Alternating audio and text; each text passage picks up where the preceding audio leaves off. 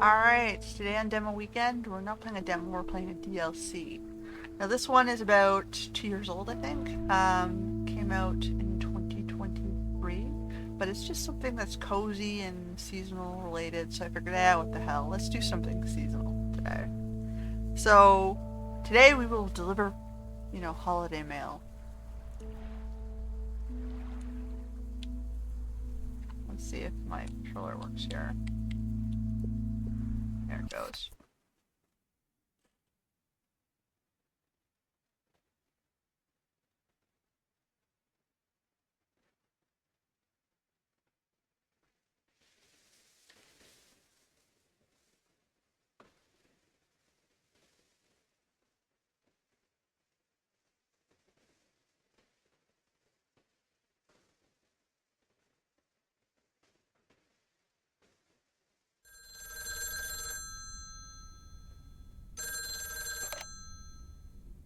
Hello. Hey, Dad. How's that white Christmas looking?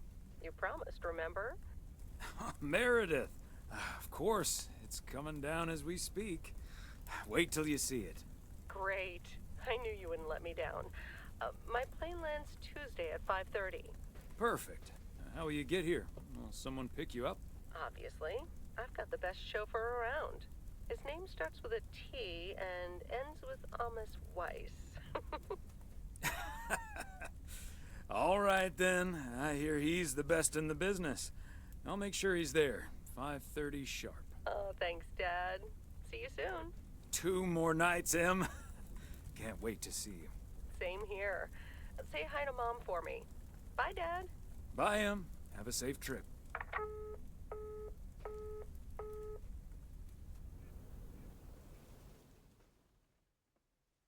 Monday, December 23rd in the morning. Good morning, Thomas. I bet you woke up feeling like $1 million after winning that monster pot last night. Morning, Frank. It felt like $96.40, actually. But yeah, I had a great night's sleep. Ha, I bet.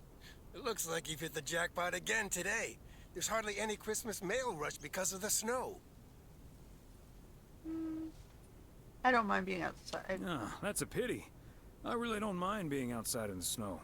Well, I do. Snow's for looking at, not for walking through. That's Take why it I'm easy out there delivering today. and you're just standing at the office. Alright, so how does this work? Dun dun dun dun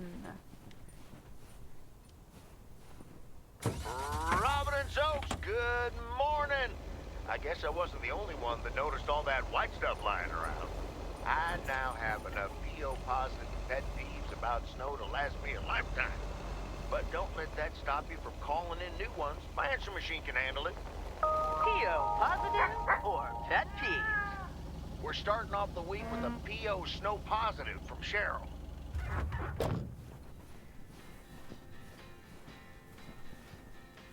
I'm on Main Street. I need the Main Street box.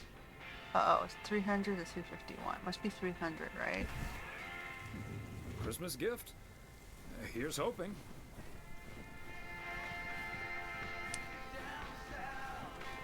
Yeah, 300. But they got a bookstore here. Hey, Beth. How are you on this fine day? Thomas, hi. Business as usual. Nah, I'm just joking. The situation is not that dire.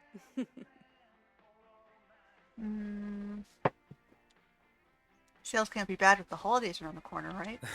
I was going to say, sales can't be bad with the holidays around the corner, right? Times have been better, I suppose, but you're right. I'm not complaining. Besides Mildred, there's been an odd customer or two today, and would you believe, one of them was even looking for a full set of encyclopedias. Never knew you had a clone walking around out there. Never knew you had a clone walking around out there. Well, that certainly would be something, wouldn't it? There wouldn't be enough books to discuss or wine to consume.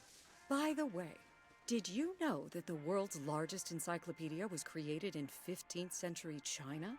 and comprised about 11,000 books. Holy shit. Isn't that fascinating? Imagine having to load that into your car. I guess that's before the days of the internet. I don't think my trusty old van could take that. Or my bookcase, for that matter. Well, they do say a good book is easy to pick up, but hard to put down. Get it? How's Emily coming along with Christmas dinner, by the way? I can imagine she's pretty excited about Meredith coming over. So let me know if she needs any more cookbooks. I've got this beauty from Good Housekeeping that's all the rage right now. That'll be so much food. I'll be sure to ask her. But you know how Emily gets in the kitchen. There'll be so much food, we'll be eating stuffing all week. I suppose you're right. But don't you worry, I'll leave the cookbook. I have a feeling St. Nicholas has other things in store for you this year.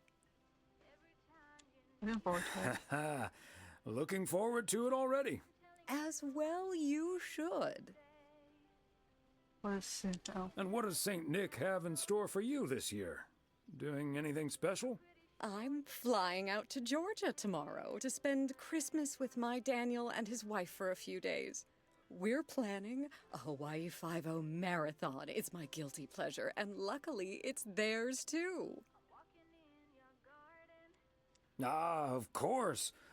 Book 'em, Dano. Indeed. Have you seen it? Who hasn't? Oh, marvelous. What was your favorite episode so far? Oh, I love the whole thing. It's simply my favorite cop show out there right now. I do love a bit of action and intrigue. It's like Sherlock Holmes with tire spins. A little bit And more action Daniel and has less, just bought a great big new television set, so I can't wait to watch it on that. investigative-y. Oh, I can imagine. Right. I better get back to it and get ready for the New Year's sale. I've been in a perpetual fight with my pricing gun lately, so I need all the time I can get. And good things come to those who wait. I'll bring over your presents later in the week. I hope you have a Merry Christmas Eve tomorrow, and give my love to Emily and Meredith. Will do. And season's greetings to you two.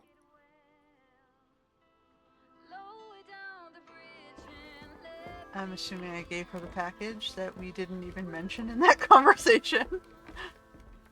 Okay. Oh shit. Sorry, I'm holding up traffic. Yeah, I'm sorry.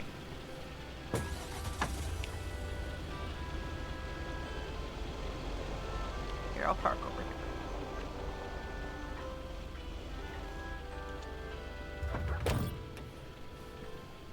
Now I'm on the curb. That's probably also a parking violation.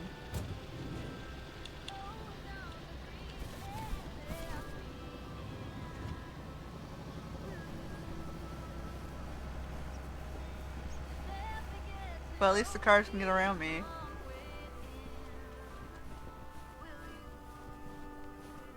Oh, I suppose I could park all the way up here.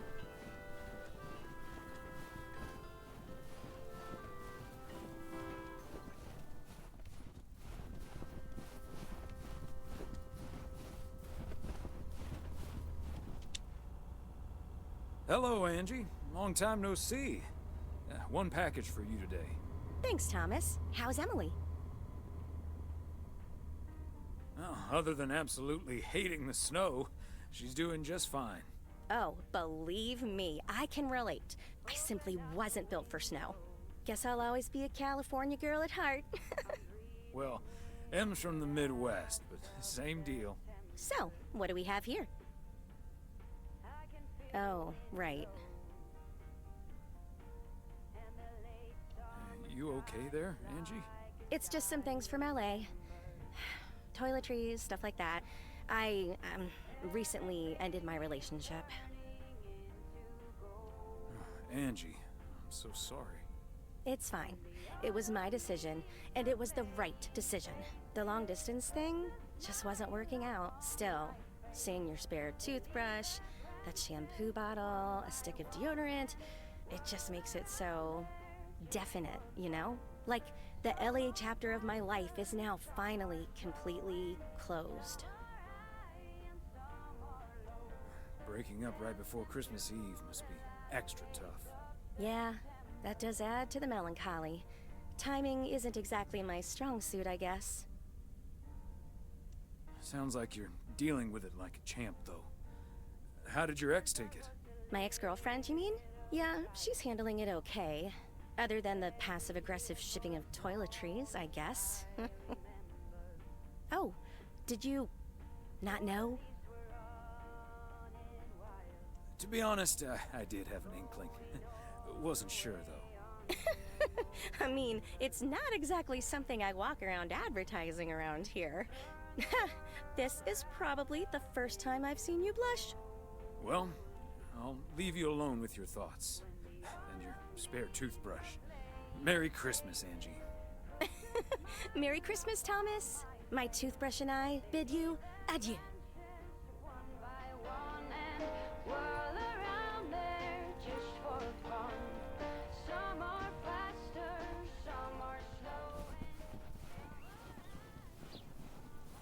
Alrighty. How can I hear the radio when I'm not in the car?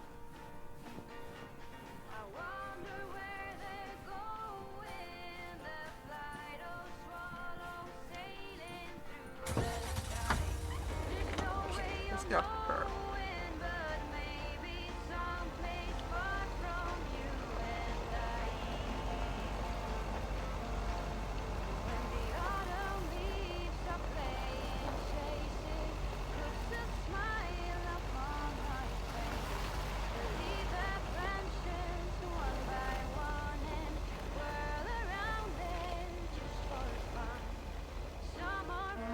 Oops.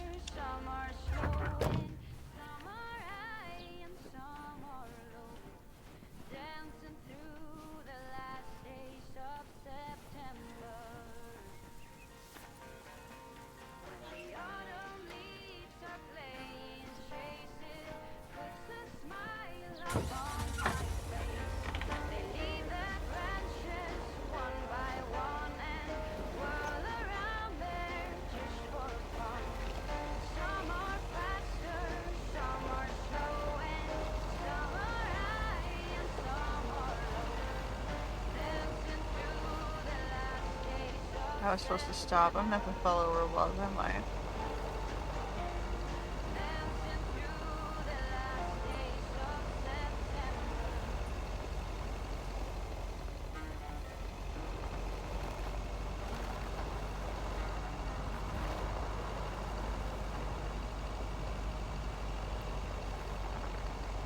Oh, did I take the right way there?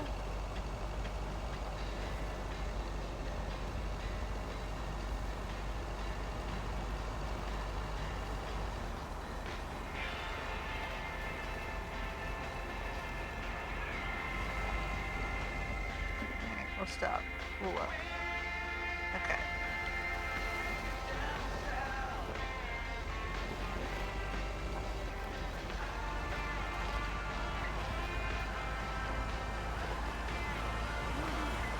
Mighty Ambrose River. All frozen over. There's our house to the left. Walnut Drive is where Meredith's girlfriend Jessie used to live. I remember once Meredith came home from school after learning about walnuts. She asked us if they were named after the street.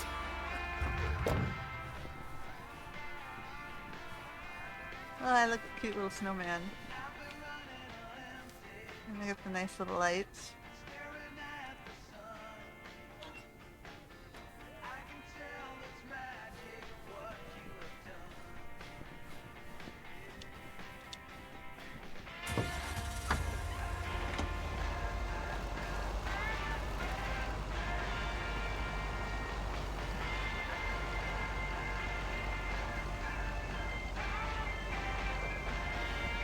I think it's this one.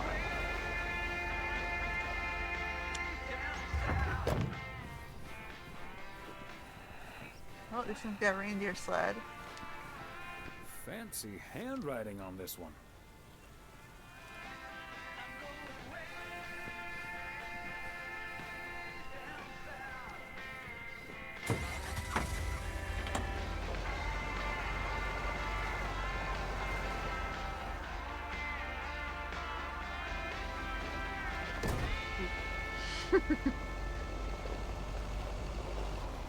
Got a package here at Lake Road.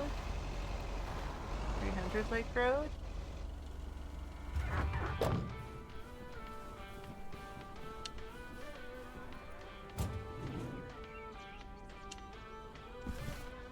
Okay, let's get this to its destination.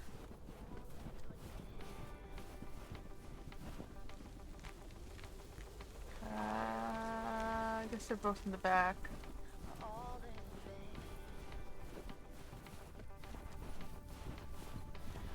Hi, Ben. Got a pretty hefty package here for you. Thanks, Thomas. I've been waiting for that one. Hi, Mr. W. Please, please, please tell me the mail truck needs a tune-up. Hey, Lori. Nope.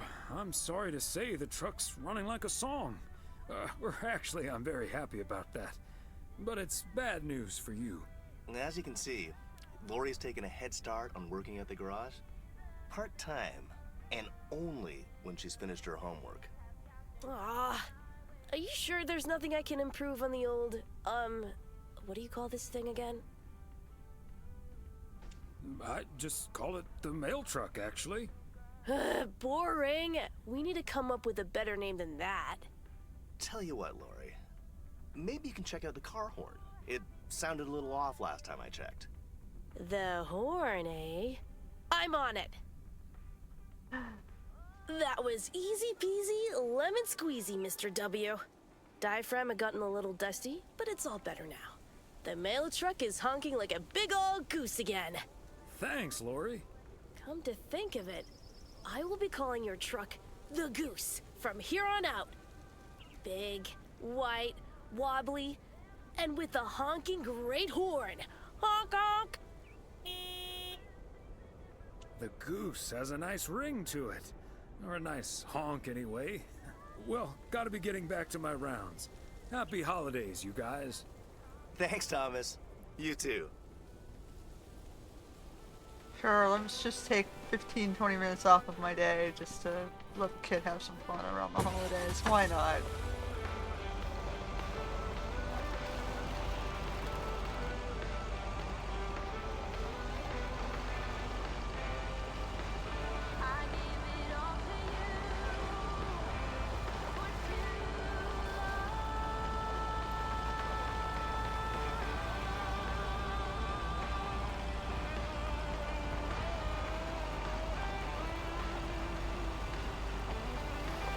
I can barely see the road here.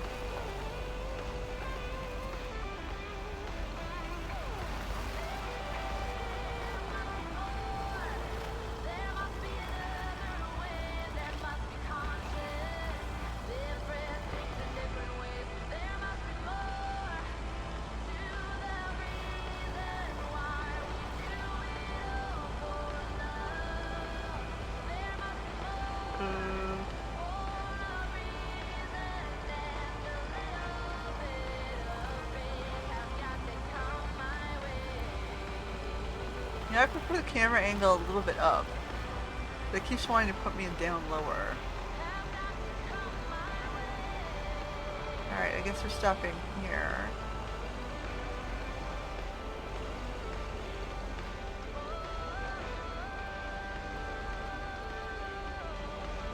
At the motel.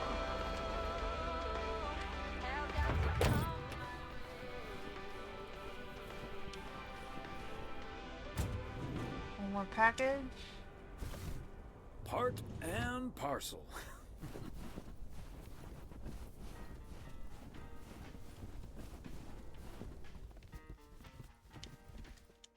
Hi there, Mr. Mailman. Got anything for me today? Hello, ma'am. Just one parcel. Thank you, sir. It's true what they say about mail carriers in snow. Huh? What do they say? You bet. Nothing can keep me from the swift completion of my appointed round. That too, of course. But I meant that the snow makes them look even more handsome in their uniform. Why, thank you, ma'am. That's a nice way to start the week. Oh, I better get this, honey. I'll see you tonight. Oregon Trail Motel. How may I help you? I'll see you tonight. Where are they going tonight? City event? The dinner? Alright, that's it. That was the quick route. Oh. Could have been bad.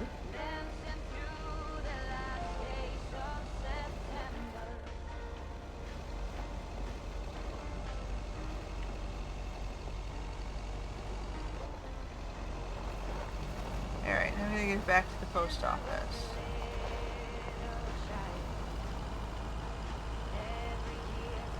Ah.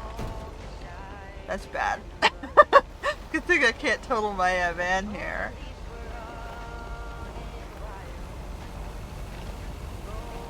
Spanner Dam. As Frank says it. Spanner Dam. Ha! Never gets old.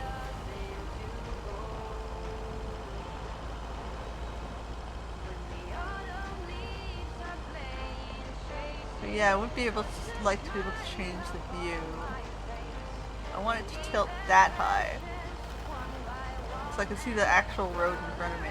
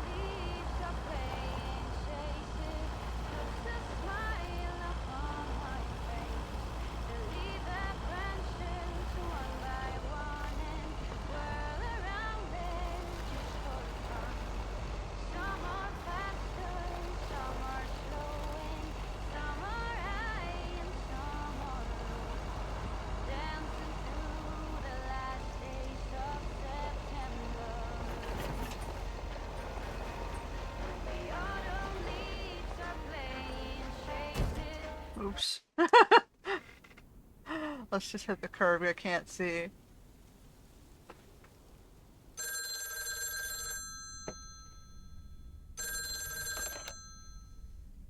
Hello?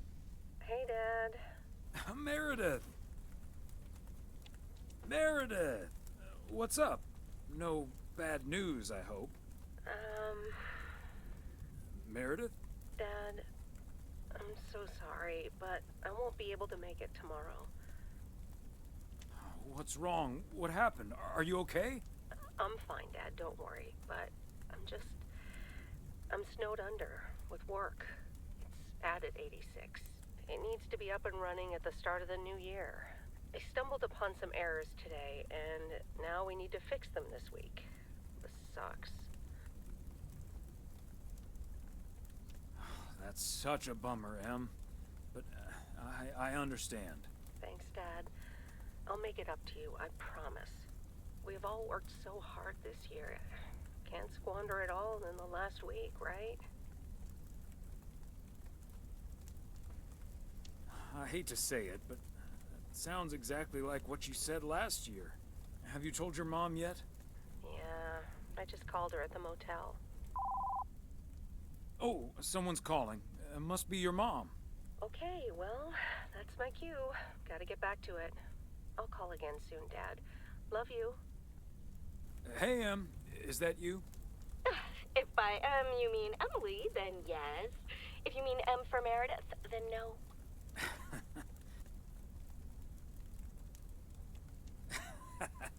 What if I meant M from James Bond? Oh, Thomas, don't joke around as if nothing's wrong. I know, Em. I don't know what to say. Well, just deal with it, like we always do. Why don't we invite someone else? Unless you're happy with just Mildred coming over. Just Mildred? We might as well go for rock bottom and ask Nancy to. Oh, yes. Oh, I'd love to hear them bicker about the cat food assortment at the general store. In any case, I'll call Beth and ask her again, too. And then I have to do a towel run, refill the vending machine, and vacuum the reception area. So it'll be a while before I'm done. I'll see you tonight. Oh, okay, so Emily works Okay, at the hotel. Drive home That's safe. why the receptionist... Or was that his wife at the reception? Do we want to watch TV or read a book? We'll read a book. Major League Baseball umpires are required to wear black underwear while on the job, in case they split their pants. Huh? Golf is the only sport to have been played on the moon. On February 6th, 1971, Alan Shepard hit a golf ball on the moon. Because of the low gravity, it may have traveled more than a mile. Random facts book. Tuesday, December 24th, the morning. Alright, we got our next day at the office. Morning, P.O. It's time for a different take on the snowball.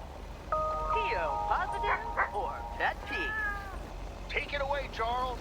Jack, I'd like to respond what Cheryl said about the snow yesterday.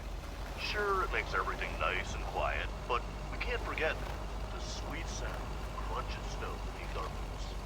Thank you very much. Sure we can, Charles.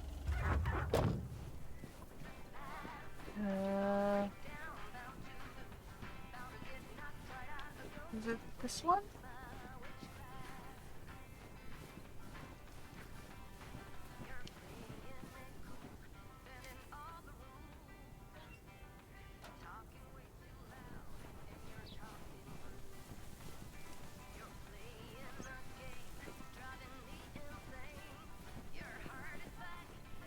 Oh, I like the rainbow colors.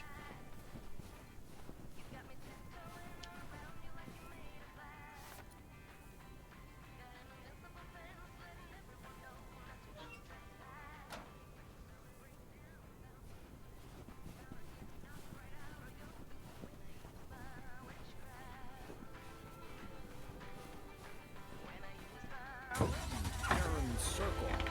Feels like I'm going round in circles sometimes.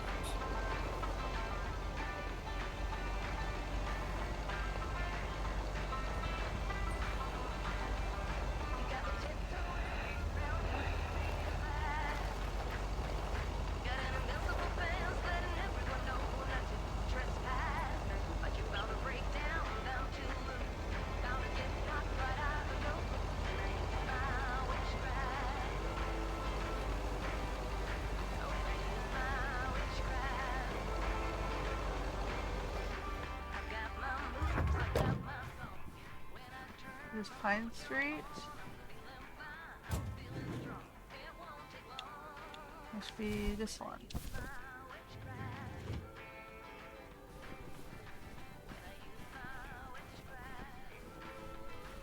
Oh, we got a snowman.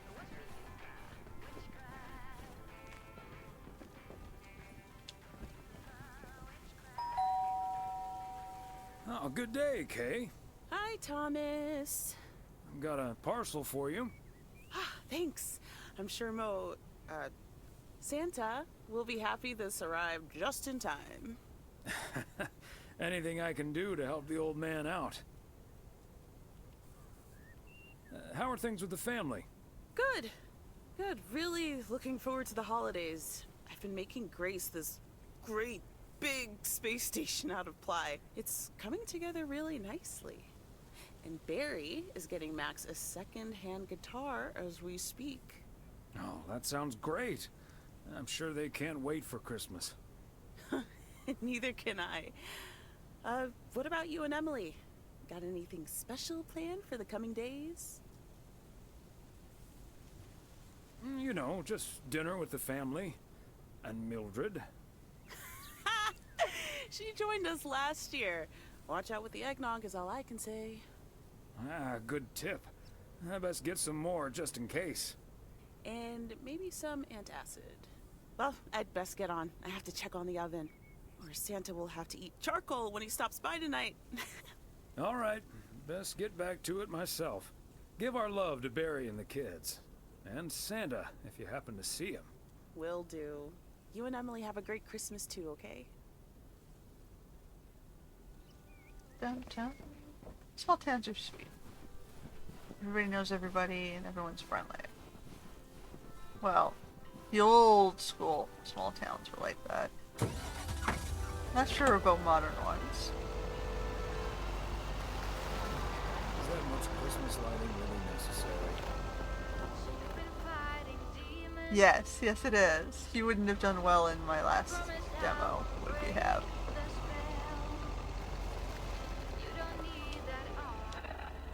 Okay, this one's just a letter. Another satisfied customer. Unless it's Bill's. Yes, well, nobody likes bills.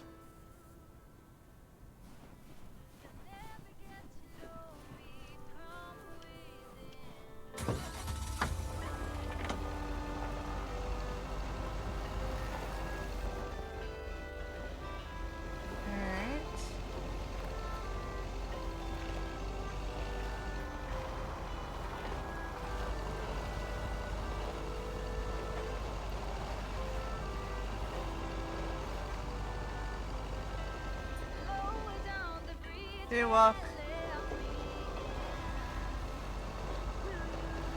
I'll get that one on the way back.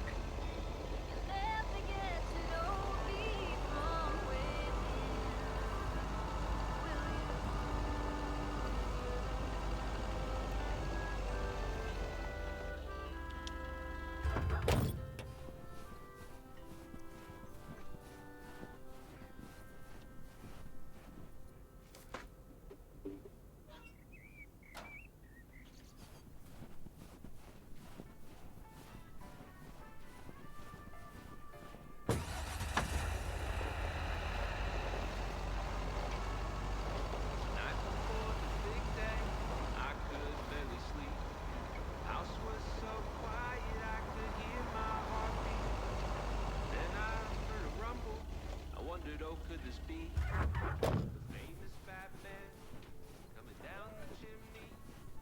I cracked open my door to catch a glimpse of Saint Nick. Could hardly see a thing. Smoke was so thick. The driveway filled with flashes and blue lights. The Santa tree is slaying to a fire truck tonight. Oh, it's a funny story.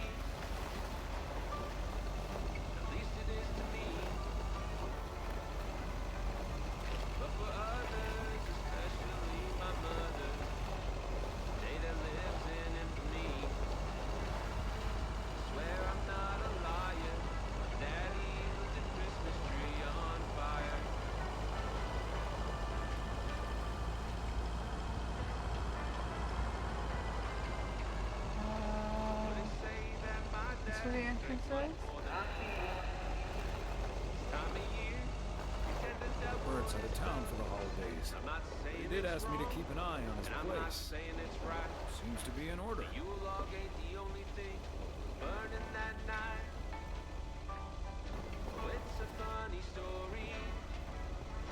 I'm just gonna point myself this way.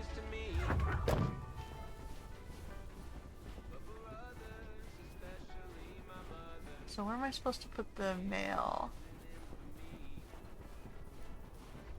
The door? Oh,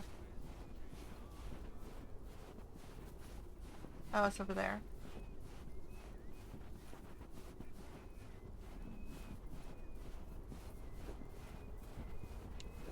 There we go.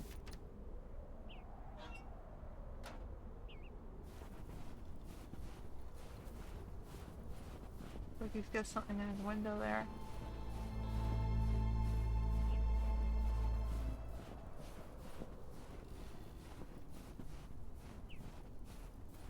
dun, crunch, crunch, crunch, crunch.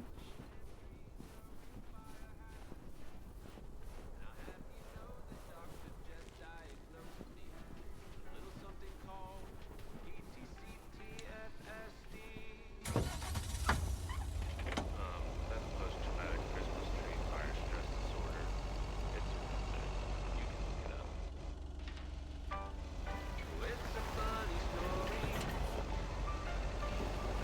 At least it is to me. My brother, especially my mother, Ada lives in infamy.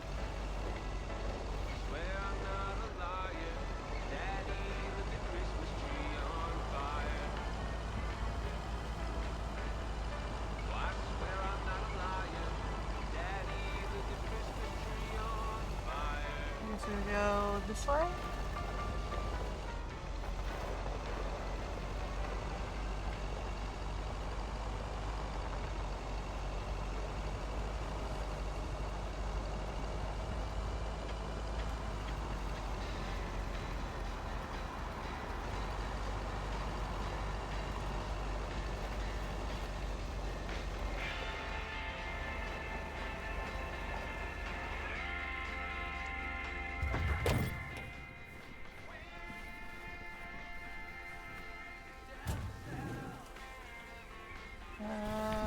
This one.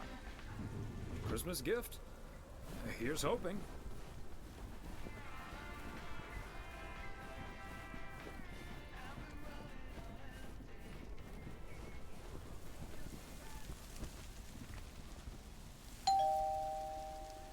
Wow, a visit from the Poker King. I humbly thank you for the honor. The pleasure is all mine, sir. And this package is yours.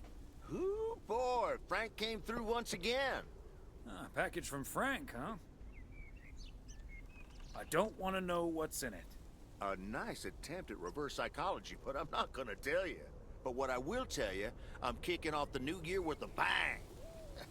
I better put this somewhere dry. And then it's back to reading Doyle Brunson's Super System.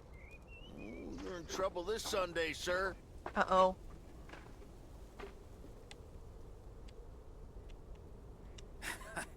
I'm glad I can blame the cold for my suddenly shaking hands. Nice spin, sir. Nice spin indeed.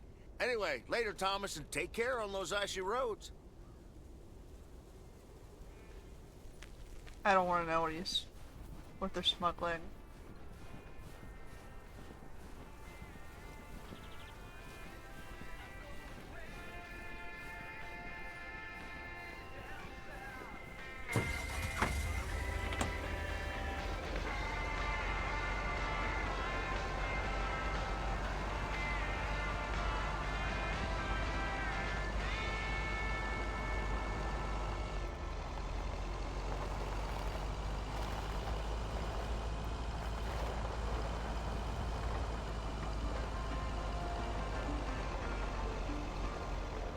Okay, I think we're going back in.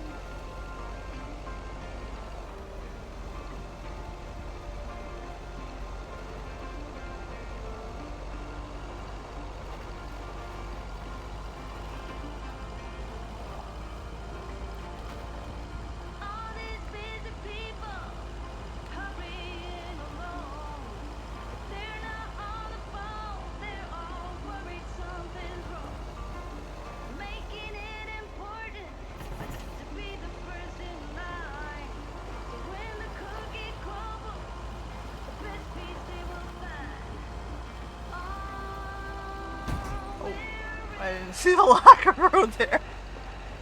Ah, winter driving. Go slow.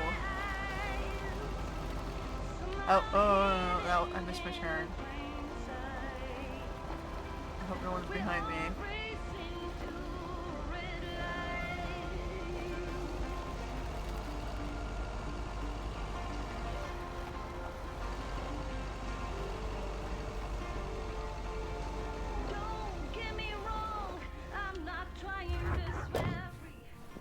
Wait, is it this one? No, it might be the house in front of me.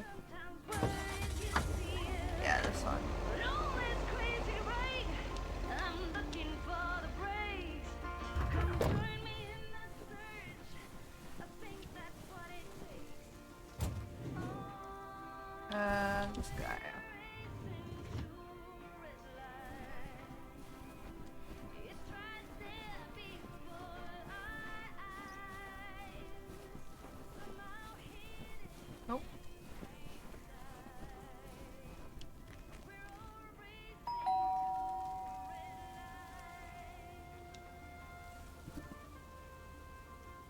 No cell phone in this case.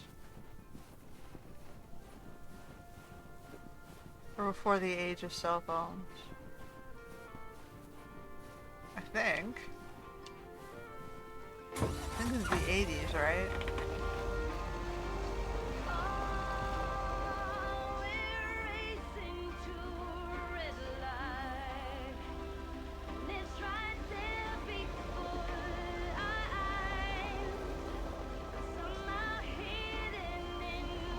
I guess the general store is where I'm stopping here.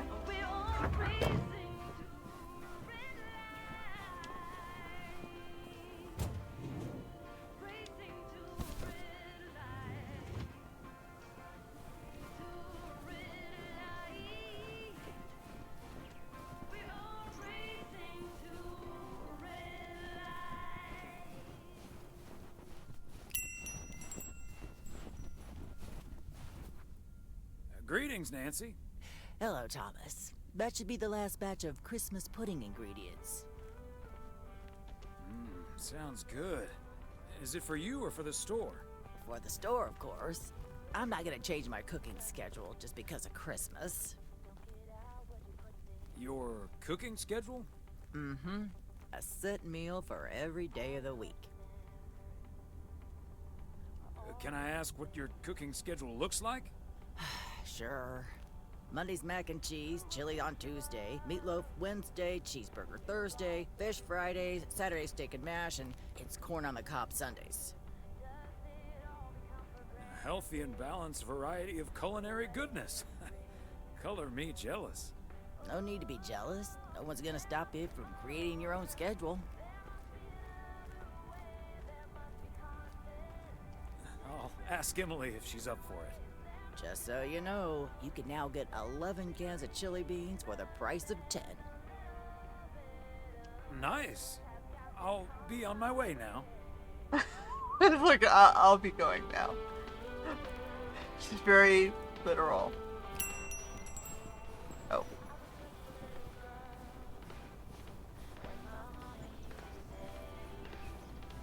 Alright, well that wasn't too bad. Another not so bad day.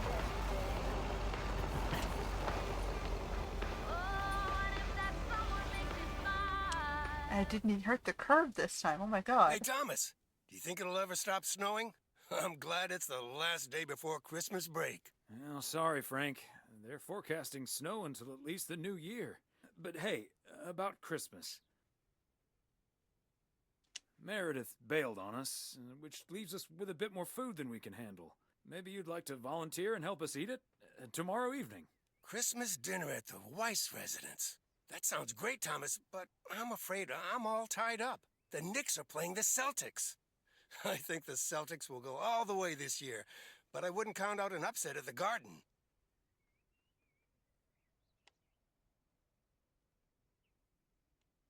I'm not gonna give you betting advice, Frank.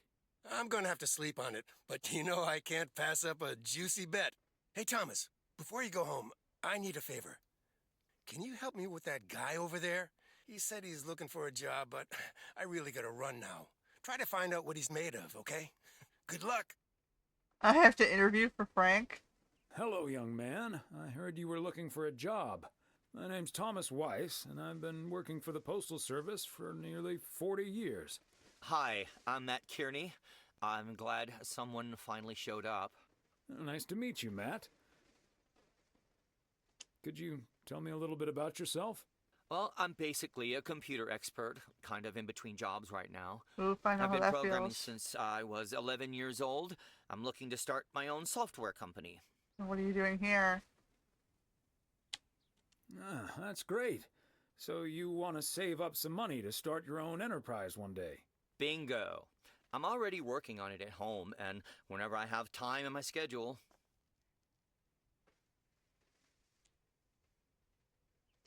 I imagine that can take a toll on you.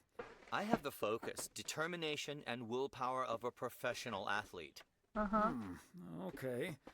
I have a few more questions. Would you mind working overtime every now and then? During the busy Christmas period, for instance?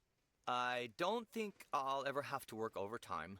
The way I organize everything, overtime simply won't be necessary. Sometimes that's true, sometimes it's not.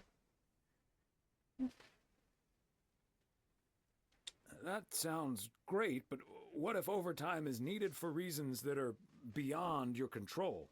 Oh, well, okay, yeah, sure. I'll go the extra mile, take one for the team, and all that. Could we wrap this up now, please? I don't think working here requires an extensive interview process. I'd like to ask one more question, actually. What salary are you looking for? I know I can't ask for a salary in the computer expert range, but I would expect a salary that reflects a senior position. Why? Thanks for applying. We'll be in touch. Okay, but please be aware that I've also received other offers. Bye.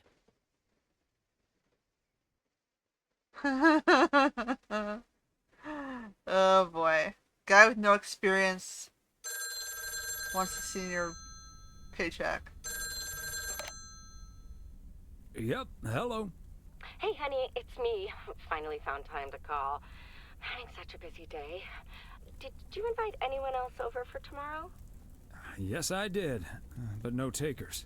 So it's just you, me, and Mildred. Or is Beth coming as well? Yeah, Beth is coming. So happy I could finally change her mind. Nice work. She's great company. As opposed to Mildred? No, this is not funny. Mildred is a sweetheart. And you better wear the Christmas sweater she knitted for you last year. I love Christmas sweaters, so don't worry about it. Great. So I won't be the only one looking stupid. Oh, by the way, I've got great news. We finally found someone to take some shifts off my hands. That's fantastic. No more 60-hour work weeks.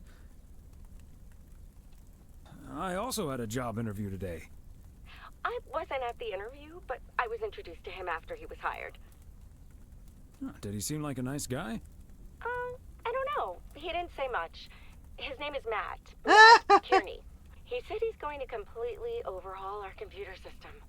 That's the guy I interviewed this afternoon. Really? Did you like him? Can't say that I did, to be honest. That's a shame. But it doesn't matter. He'll be taking the load off my shoulders. And I won't be working alongside him anyway. You'll probably see him more often than I will. And there I was thinking I dodged a bullet. We'll see how it all pans out. Oh, gotta go now. Bye, hun.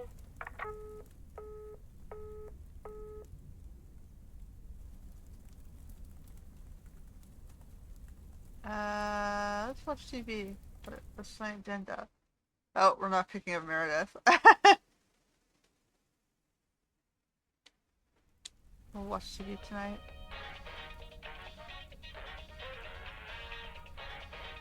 I guess that explains why the wife isn't home. She's at work. Guten Tag. I am Klaus Kartoffelknödel. You must be Jimmy, my new partner. We will be the best team in the district. Where is the cop car? Let's catch some crooks. You don't like to talk much, Jimmy? I need a friggin' coffee. Yeah, coffee and your real donuts. I love it. What kind of TV show was that?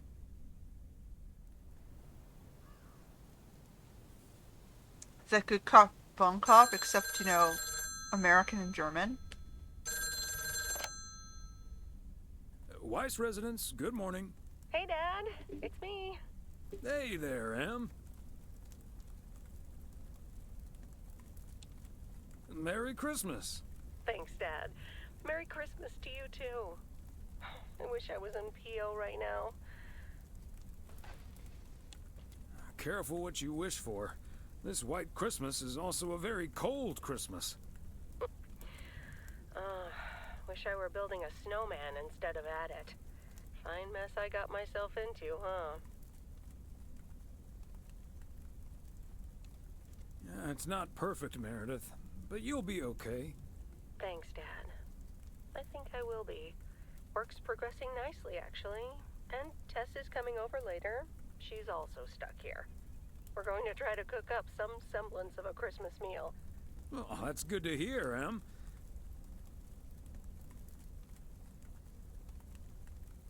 I hope you have a great day, Em. Thanks, Dad. You too. Don't forget to leave some room for Mom's lemon mashed potatoes. Oh, that reminds me. I need to try to pry that secret recipe out of her. I'm gonna call her at the motel right now. Thanks for talking, Dad. And Meredith Christmas. Missile Thomas wishes you the same. Oh, I did not hear that. Love you. Dad jokes? Technically, she started it.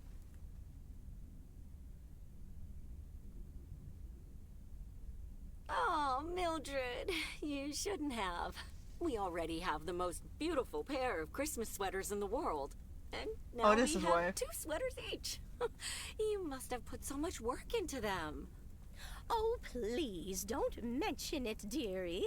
Knitting sweaters can be quite straining, but knowing how happy they make you always makes up for it. Well, we're so grateful. Right, Thomas?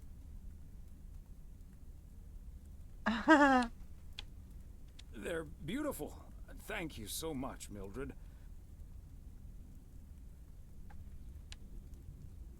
They're so comfy and colorful. If only it was Christmas every day. Oh, Thomas, that makes me so happy to hear. I can't wait to start working on next year's designs. I've also made sweaters for Frank and Jack and Robert and Bert, but they all said that wool gives them an allergic reaction. Isn't that a coincidence? Beth, I hope you aren't allergic to wool. You're not going to believe the coincidence, Mildred, but yes, I actually am. And it's such a shame. Aw, you can't be If nice to the old only lady. I, too, could celebrate Christmas wearing one of those beautiful sweaters. Anyway, Emily, would you be a darling and pass me the peas, please? Oh, come on. Ugly Peas? sweater season. I don't... Oh, you mean the string beans? I suppose peas would have gone lovely with the meal as well, now that you mention it. Right, Thomas? Peas, beans, it's all green to me. Oh, yes, of course. I meant the string beans. Of course, silly me. But let me get on with it. It's time for my presents now. And you may have already guessed that they're books. Mildred, why don't you open yours first? Well, I'm not really one for presents, but I appreciate the gesture. Let's see now. The Cat's Pajamas. I've never heard of it, but it has a nice title, I suppose. It's an encyclopedia about cats. A Whiskerpedia, if you will. Someone drew my attention to it, and I immediately thought of you. Oh, well, isn't that lovely? Such a heartfelt gift. Isn't it, Thomas? Oh, boy. Maybe you can start knitting your cats some pajamas now. Well, they do like balls of yarn. Thank you, Beth. It was my pleasure, Mildred. And now for Emily's gift. Why, thank you, Beth. I do always appreciate your taste in books, so I'm looking forward to The Countess and the Carpenter. Would you look at that? Is this a romance novel? I've never really read one of those. Right in one guess, Emily. I hear the writer Summers here, so this book is locally sourced, so to speak.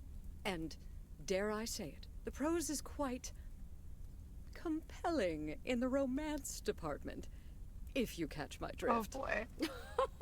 I think I do. Beth, you are something else. Thank you.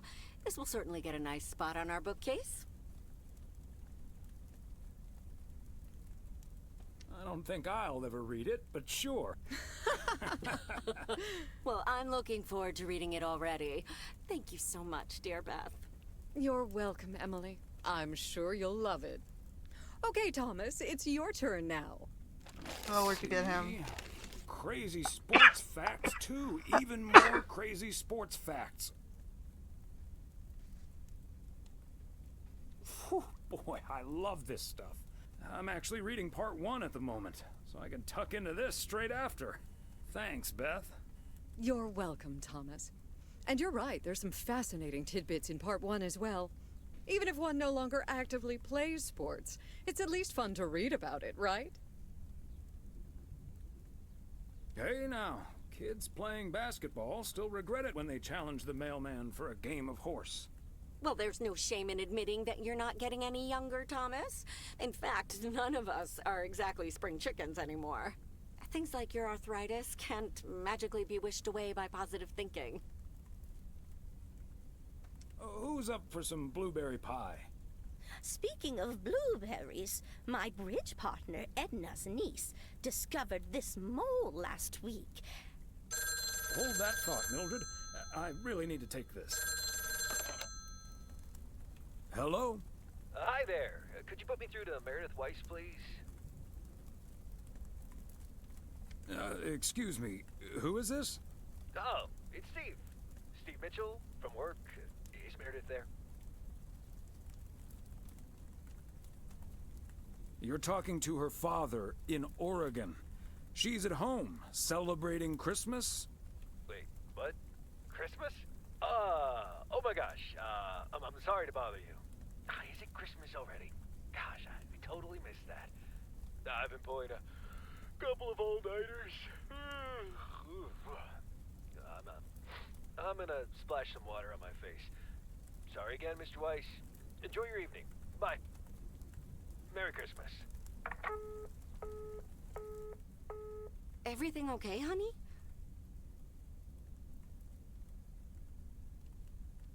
That silly boss from Meredith's work called for some reason or other.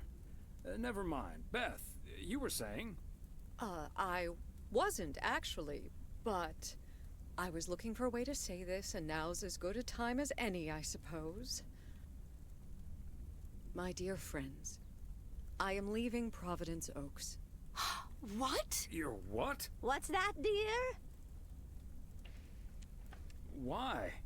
Well, before we move on to the sad part, let me first tell you the good part. Ladies and gentlemen, I am going to be a grandmother. Oh, Beth, that is amazing. Well, I'll be. Whose mother? I mean, congratulations. Yes, my son Daniel and his wife are expecting. Isn't that wonderful? But, and here's the proverbial kicker. You may remember that they moved to Savannah, Georgia a few years ago.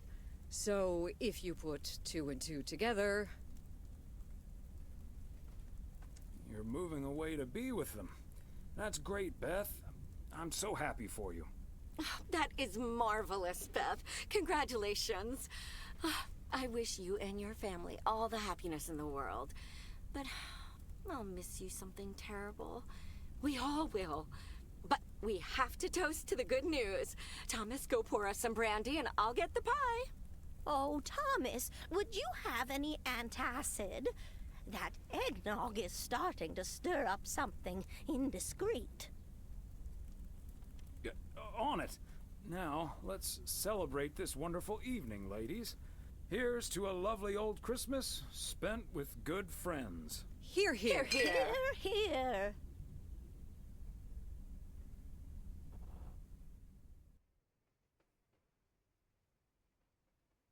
Hey, Thomas. Did you see the game last night? Morning, Frank. Nope, we had our Christmas dinner. But I have a feeling you're going to talk about it anyway. The Celtics were up by 25 in the third quarter, but they still lost the game in double overtime.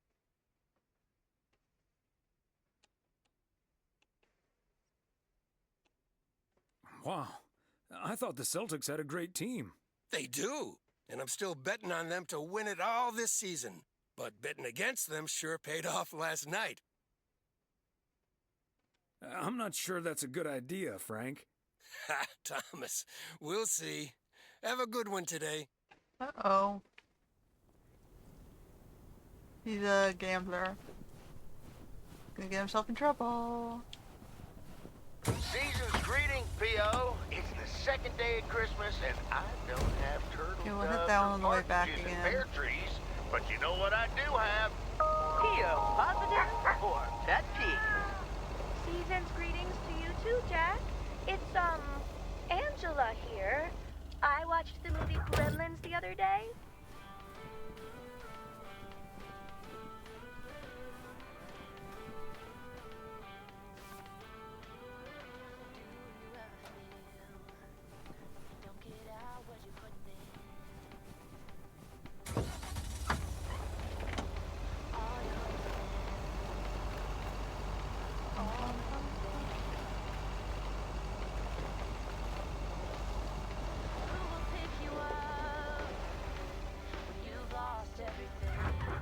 Andrew Jackson.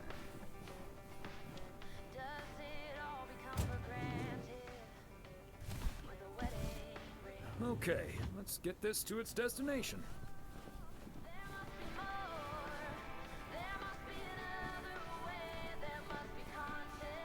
No man. Reindeer.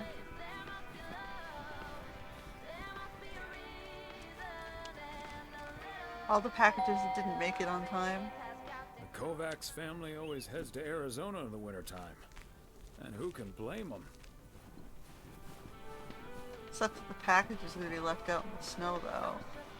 What can you do, right?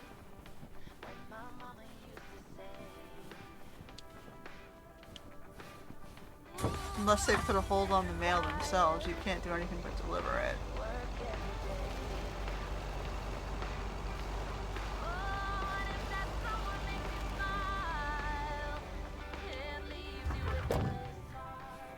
And people don't want to do that because then it tells people at the postal office that they're not going to be home.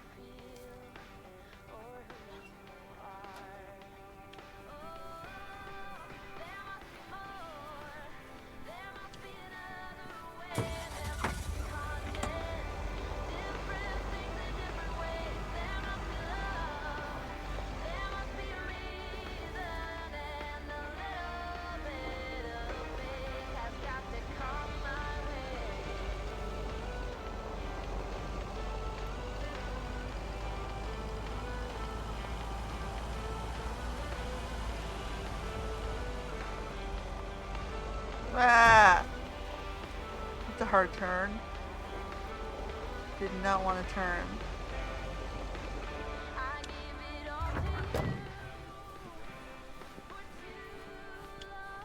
Somehow it's always nice when our neighbors get a letter. Here's to you, Andy and Toby.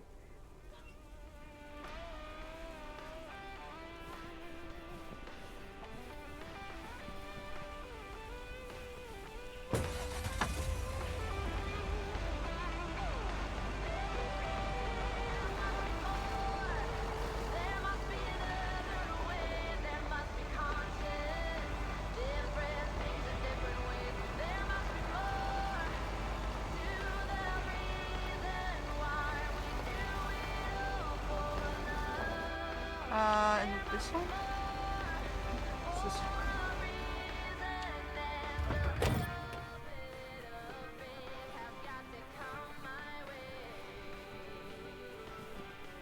Fancy handwriting on this one. It seems very chill. It's very straightforward. It's just like a story narrative with some minor gameplay.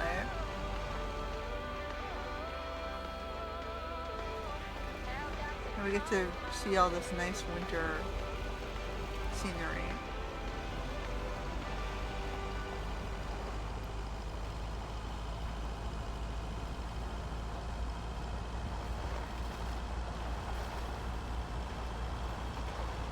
I imagine this job would be way worse in the city, but with the traffic and the much more heavier workload.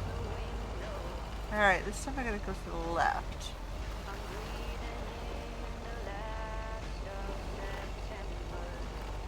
Okay, Thomas, just keep the wheel steady Trust the snow chains on the tires.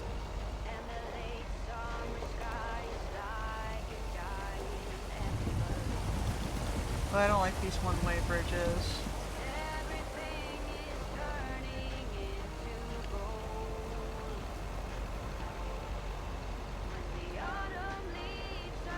I'm reminded of our honeymoon to Niagara Falls all those many years ago.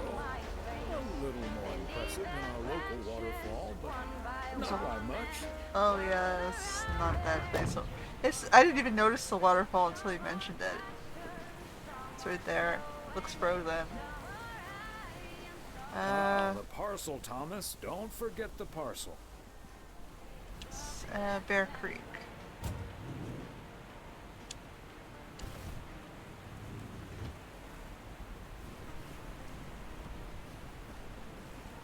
Hey there. Looks like Santa's a little late this year.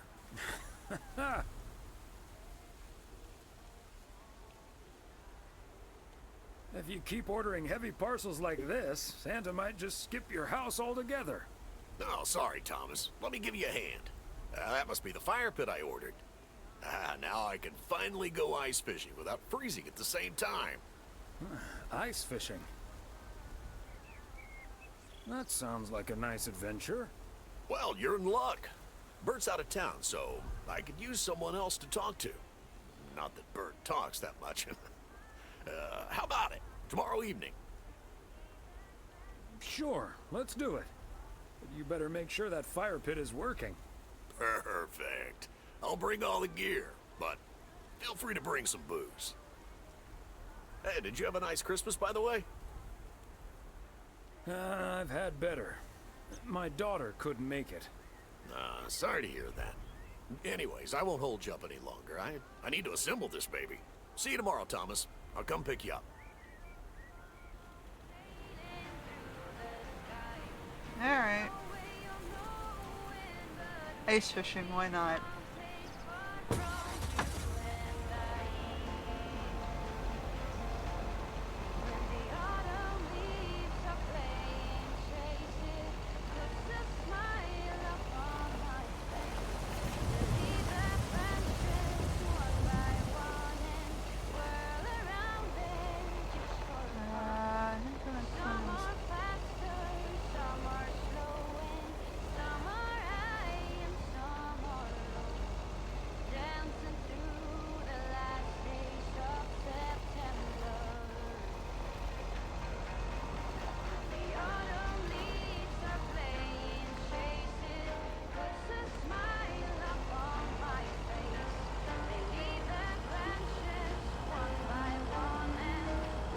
I'm gonna have these songs stuck in my head, huh?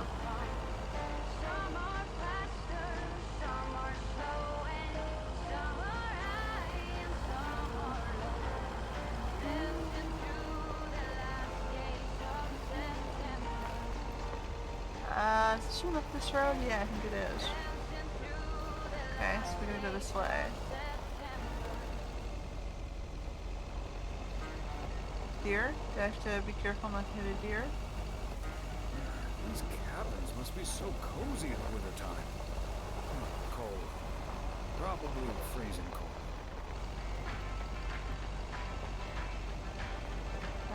It's over here.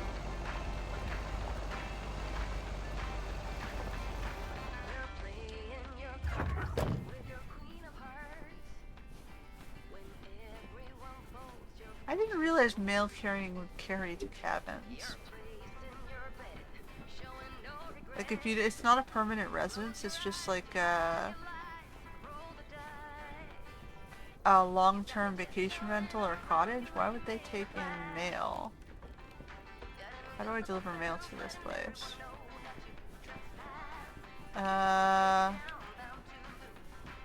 Did I miss the mail? Oh, it's over here.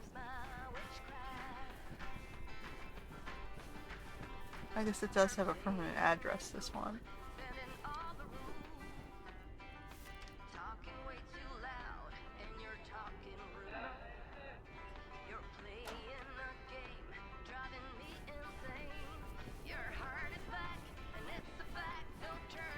Does this road have an end? Maybe I have to turn around. Oh, it does. Okay, good.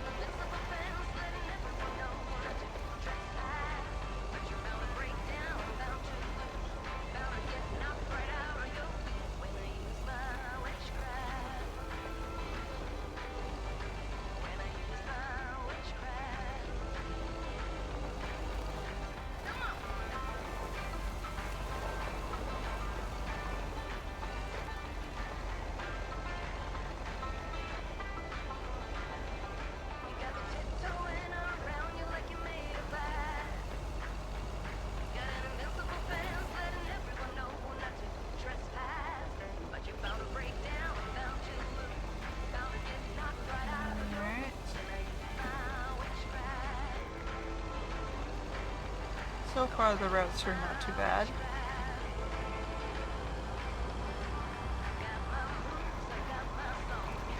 Oh, go visit the wife's workplace.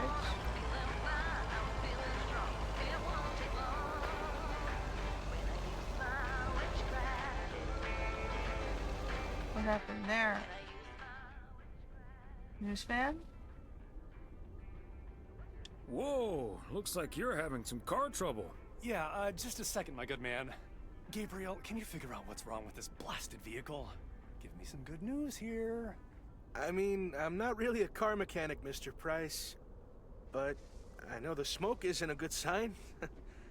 No duh, Einstein. Say, hey, Mr. Mailman, what's your story? Wait a minute. Aren't you Connor Price? KNW6 News? In the flesh. Are you a regular viewer? Absolutely. I like to catch up on the local goings-on right before reruns of Fries and the Hamburger. I see. And is yours a Nielsen family? With an odometer and everything? Can't say we are, no. Then how does that help me? Huh? Gabe, if you don't know what you're doing, then why on God's green earth are you fiddling around with that engine? Just thought I'd pop up in the hood, Mr. Price. What with the smoke and all? It needs to vent. Needs to vent, huh? Never have I felt more like a busted car engine. God! I'm dying in this podunk country-ass town. Bunch of freaking yokels. Okay, he's not a very nice person. So, hey there. I see you've already had the privilege of the full Connor Price experience. You must be the, Quite the experience it was. Well worth the price of admission. Yeah, Connor can be a bit much. Anyway, I'm Ilsa Richter, local TV segment producer turned car problem solver. And that sporting young man over there is Gabriel Serrano, local TV sound guy turned amateur mechanic. Emphasis on amateur. Hey, I never claimed to know anything about cars. Just because I used to be a studio tech, Mr. Price put me on engine duty. Anyway, nice to meet you, sir. Nice to meet you. At least they got to the I'm motel. Thomas Weiss. Local mail carrier turned local TV reporter's punching bag? Well, what I came to tell that local TV reporter turned mailbag puncher, I called a garage a couple miles down the road. They're on their way right now. That's great, Ilsa. You're an even better car problem solver than you are a segment producer. Flattery will get you everywhere, Gabe. That must be Ben Young. You're in capable hands. He'll have you fixed up in no time. God, I hope so. We need to get to Melville, and we're already way behind schedule. Hey, Mr. Mailman. Come in here for a second, please. Excuse me. Duty apparently calls. Happy travels.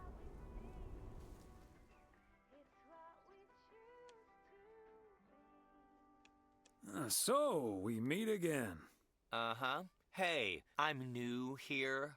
All of a sudden, I have to check in 3 people at once who want their own rooms. Separate but close to one another, all equipped with TV VCRs. And, well, long story short, I need to reach Emily Weiss, stat. I'm guessing the local post guy would know where to reach her.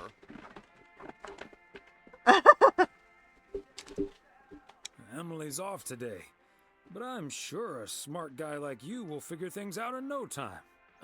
Oh, thank you ever so much for nothing. God, where am I supposed to see whether room 2 has a VCR installed? I'll just You can just leave go the to the parcel here on room, the maybe, if you don't know. Bye. They're already You get the gone. keys, right? Mighty fast towing there, Ben.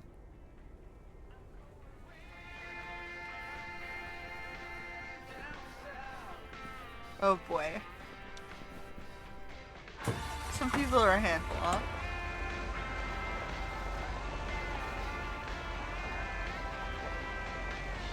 See, there are things like you can't do without autonomy, like you don't have the permission to do, or because you're not in charge. And then there's things you have permission to do, you're just not doing because you don't think of it.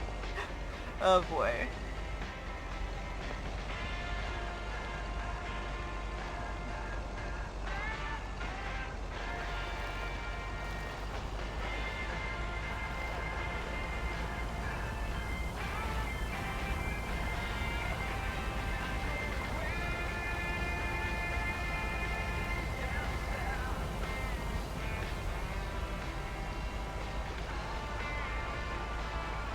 Like, if you're confused, check all the empty rooms right now, make a list for yourself, and stick it on your desk, so you know.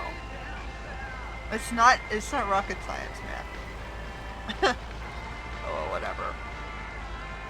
There's always an entitled one.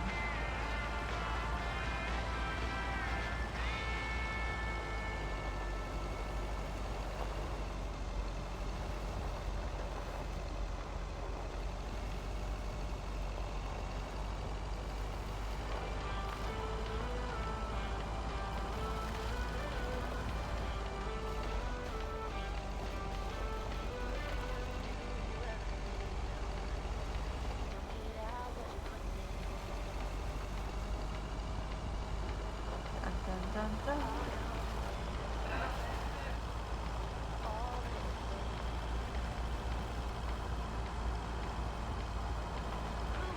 Did I just see a...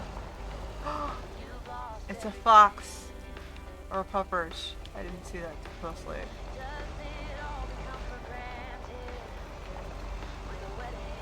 That's fine. It's on the next road. It's the general store in the back, I think.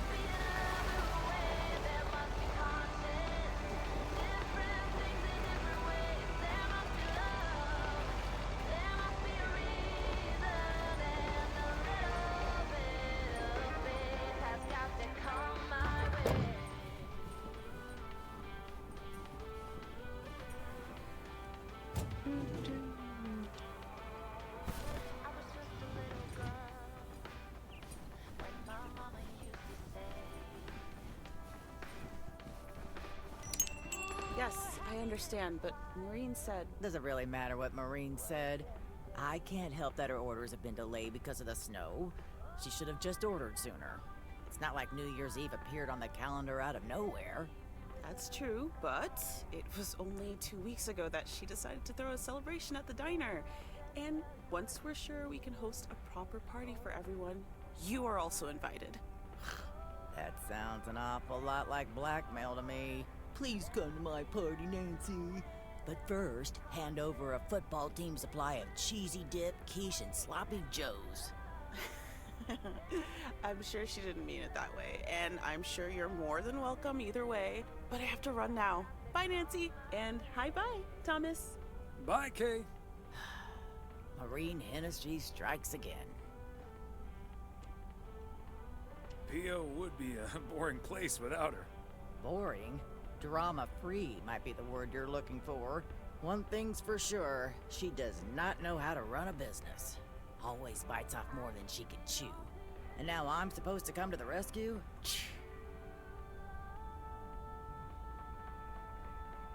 Isn't this a great opportunity to generate some extra revenue? With the ridiculous discount she's demanding, it's mostly nothing but a great opportunity for a lot of extra work. Anyway, is that parcel for me? You can just put it on the counter. Sure thing, Nancy. Have a great day.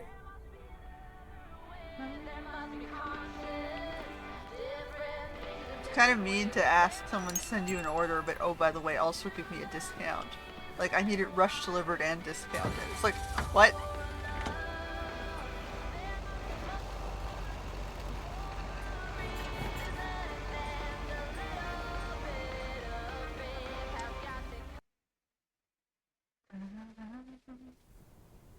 Thursday, December 26th in the evening. It's Boxing Day.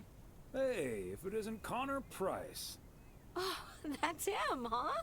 He's taller than he looks on TV. I was hoping you'd be spared the Connor Price experience. Suffice it to say, he was not friendly. Wow, sounds like a real jerk.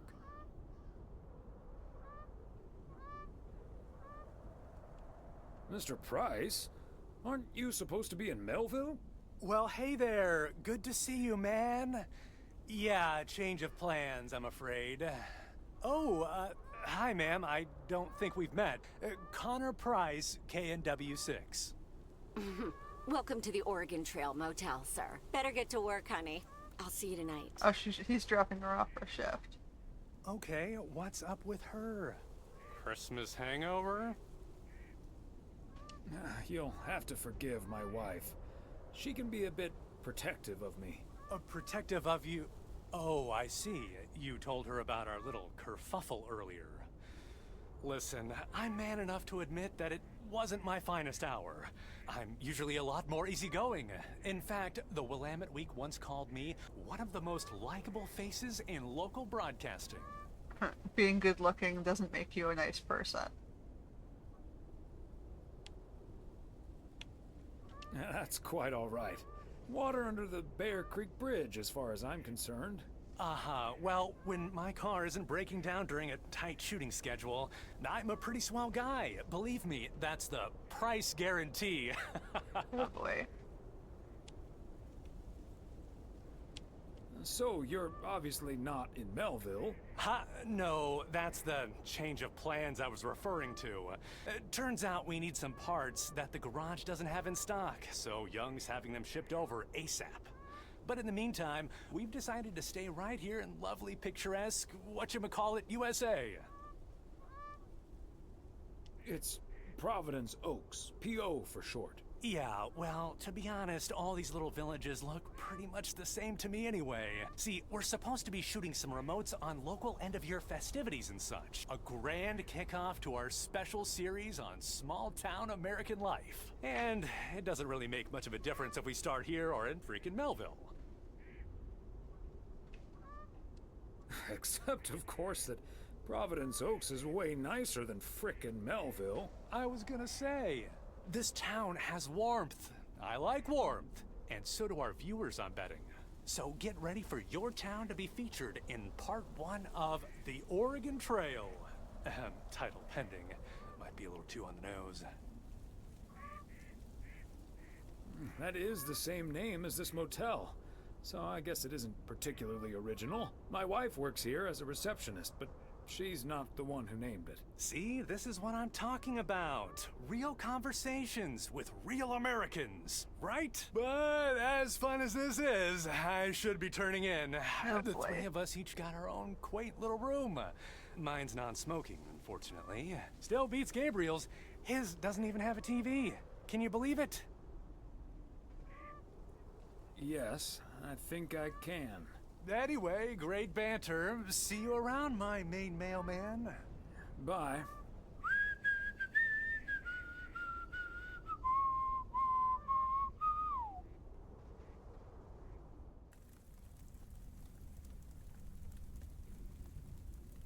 Let's read the book then.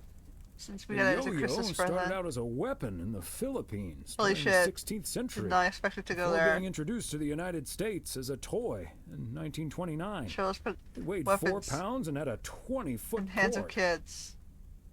Australian rower Bobby Pierce won the 1928 Olympic Games against 8 other competitors, even though he stopped during the race to let ducks pass in front of him. Okay. Random odd facts. He's got to get to his Christmas gift. Here we go again.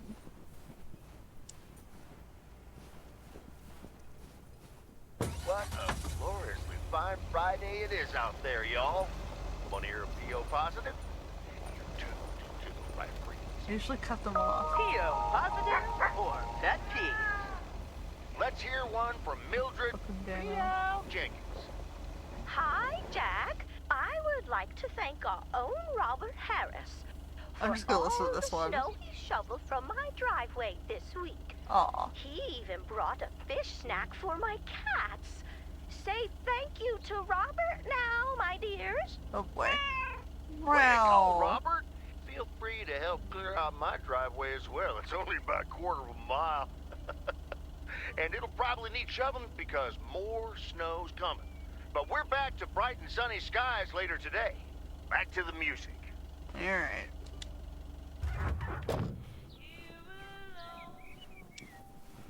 The first package is so close. Where am I sitting? Main Street. Part and parcel. I probably didn't want to turn down this road.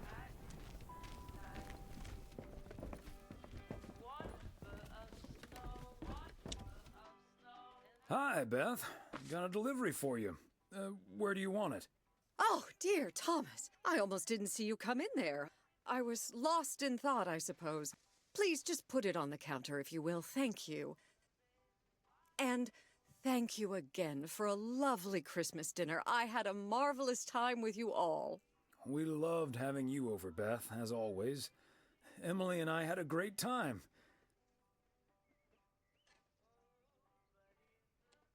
Although always is not going to last forever, it seems.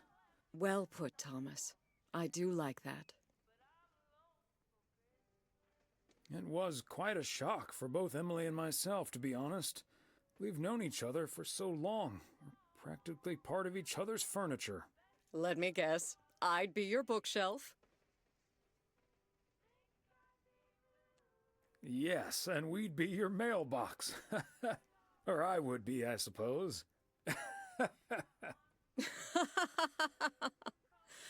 Oh, but I will miss you two. As Helen Keller once wrote, so long as the memory of certain beloved friends lives in my heart, I shall say that life is good.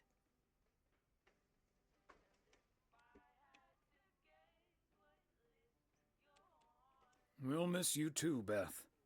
So, haven't you ever thought of moving closer to Meredith over all these years? She is living quite a ways away, right? No. Even though I love my daughter like crazy, she never stops working. So moving out there wouldn't make much of a difference, I don't think.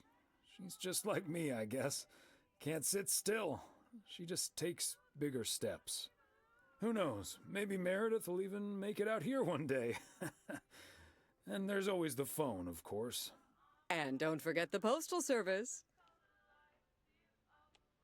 Binding the nation together.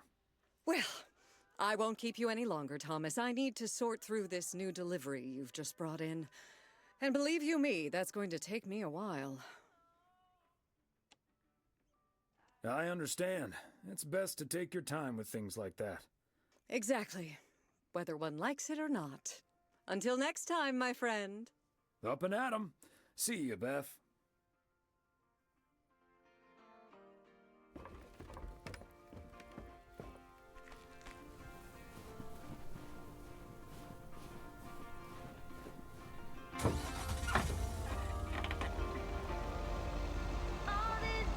I'm gonna turn around.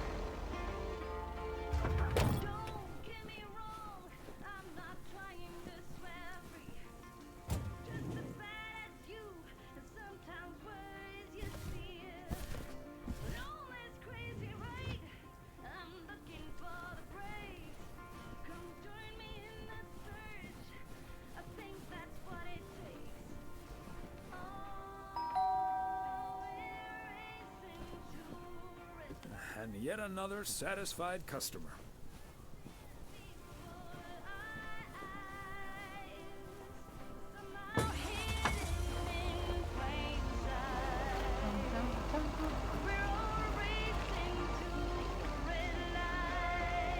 Ooh.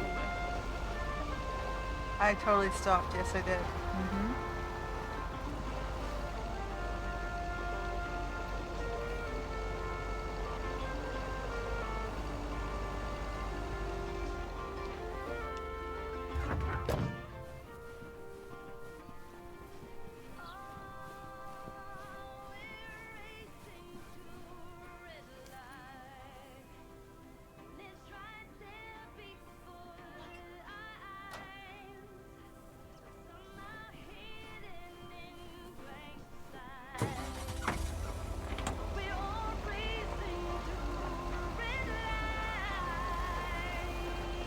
Oh, oh.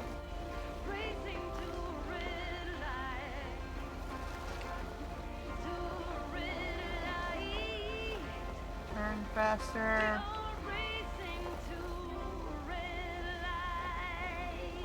Okay, we'll just start there.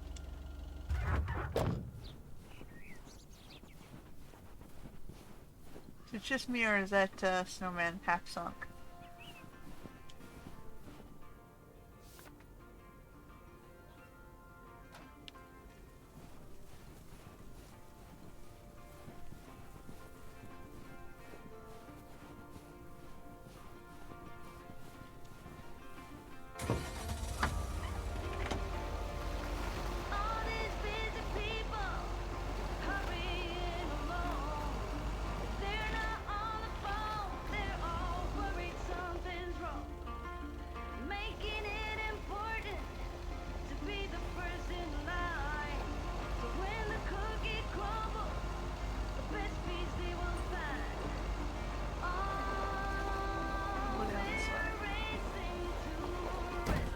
Oops. Alright, we'll go around this way.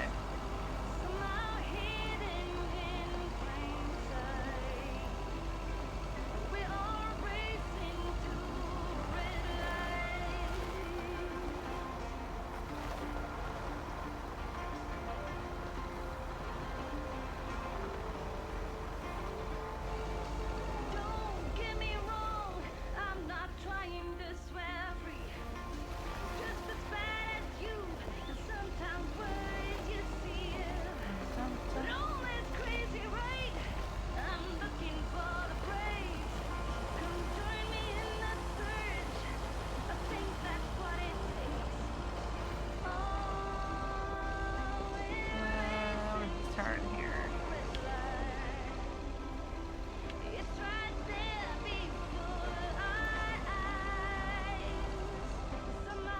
Oh, rainbow. We're at the rainbow house.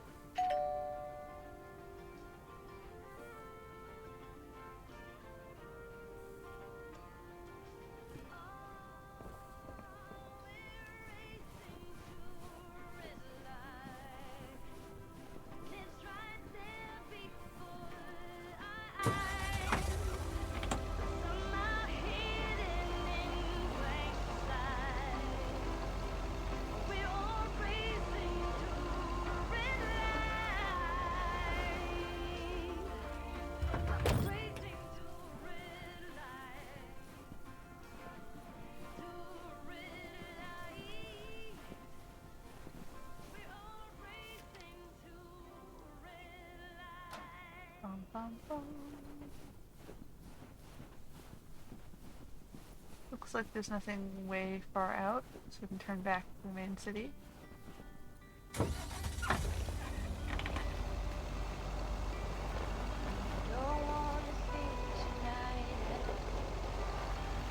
That's a big truck. Just wanna watch the stars fall. But you don't wanna try to make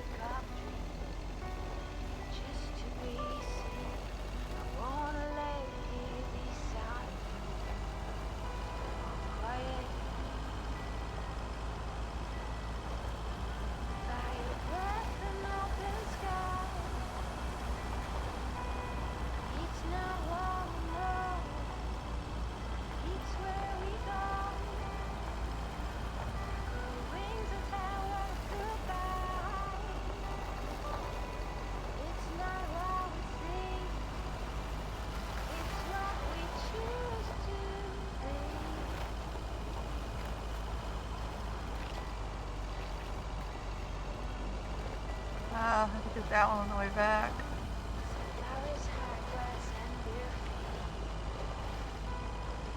I'm not trying to get in there.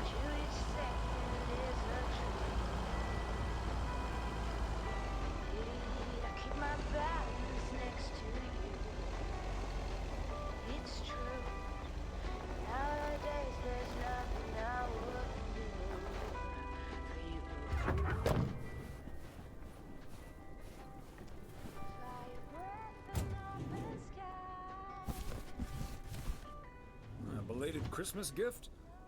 Maybe.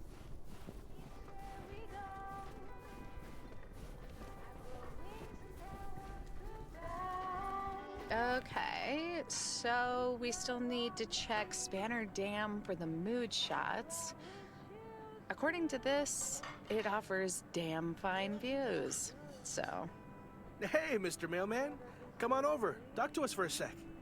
Gabe, we don't have time for idle chit-chat. He can help us out, Ilsa. No one knows the town like a mailman. Right, Mr. Weiss? Quite right. What do you need? Yeah, Gabe. What do you need? Well, we're scouting out this beautiful town of yours for our report on small town America. It's great, but we could use the inside track. So, any secret spots we're bound to miss, but shouldn't? Well...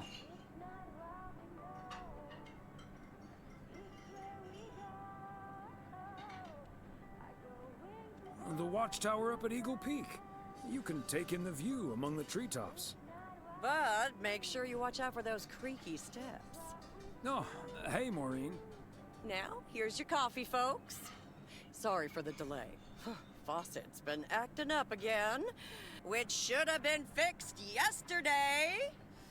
Oh, you want me to check on it, Miss Hennessy? Oh, now look at you. My knight in woolen armor. Would you, dear? I can take a look. Well, isn't that nice of you? Back of the kitchen, honey. Ashley, someone who does know what he's doing is coming in. Show him where the busted faucet is. And stay out of his way. Ashley's a sweetheart, but when it comes to fixing things, that boy is all thumbs. See, this is what the segment should be. Interacting with the townsfolk, helping out. I love it.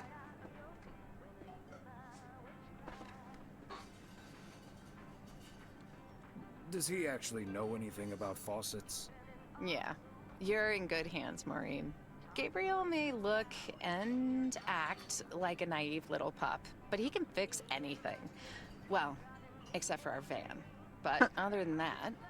Except for the one is thing that they a need fact? fixed.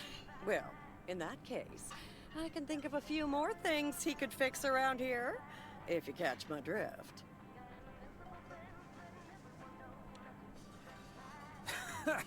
Classic Maureen. Let me just go check him out. Check on him, I mean. Oh boy. So, Predatory anyway. tiger lady? Cougar lady, I should say.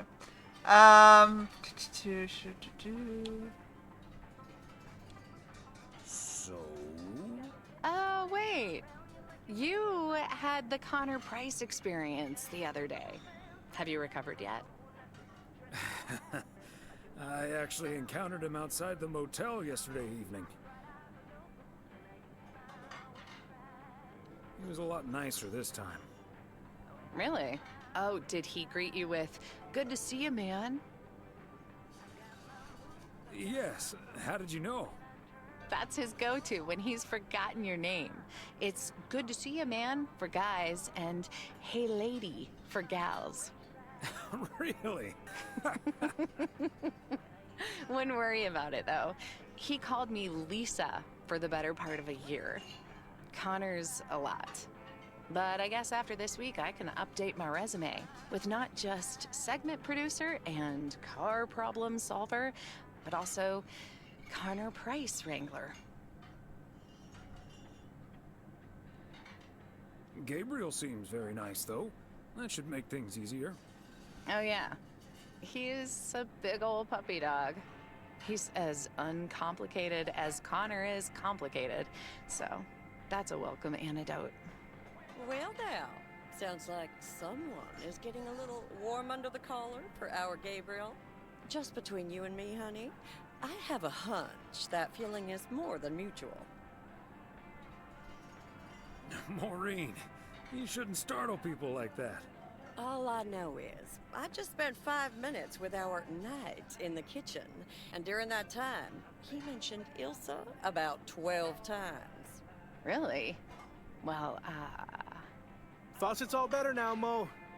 And we should be hitting the road right about now. Right. Thanks, Maureen. Nice talking to you, Thomas. Bye now, folks. Be sure to check in again soon, you hear?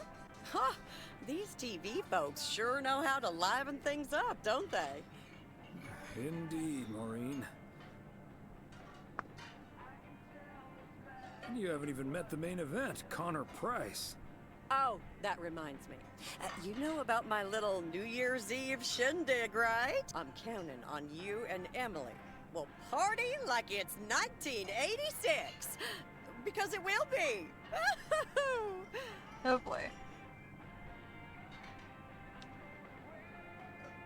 Of course we'll be there. Wouldn't miss it for the world. Best get back to it. See you, Mo. Bye now. Unless the wife comes up with something I'm supposed to do and didn't remember.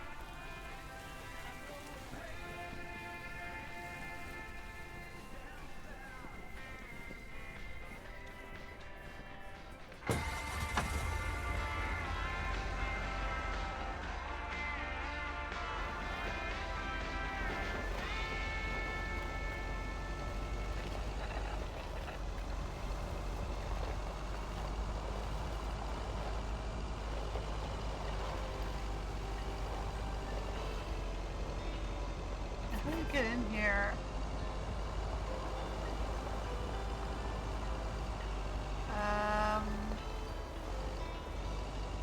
Oh, it's up here. Every time you need me, I'm telling you I'm here to stay. Okay, let's get this to its destination. I'm pretty sure you're safe. This is a long way away.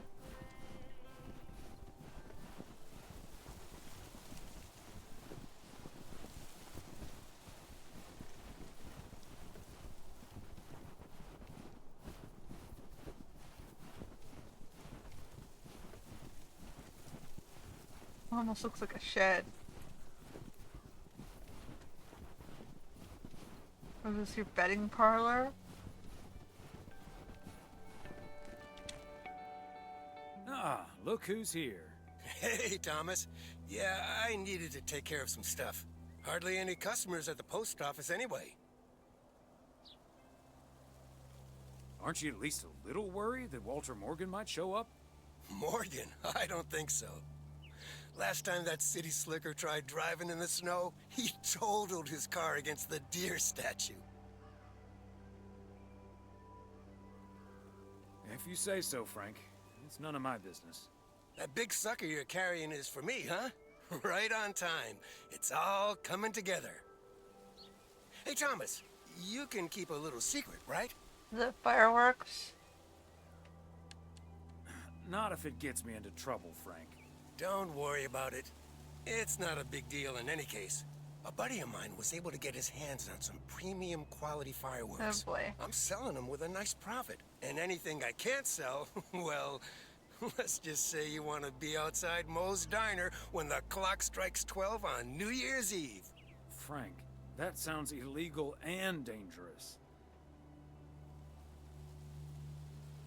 I'm going to leave now and pretend we never had this conversation.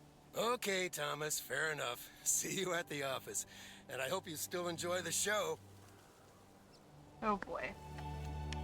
He's gonna blow the diner up, huh?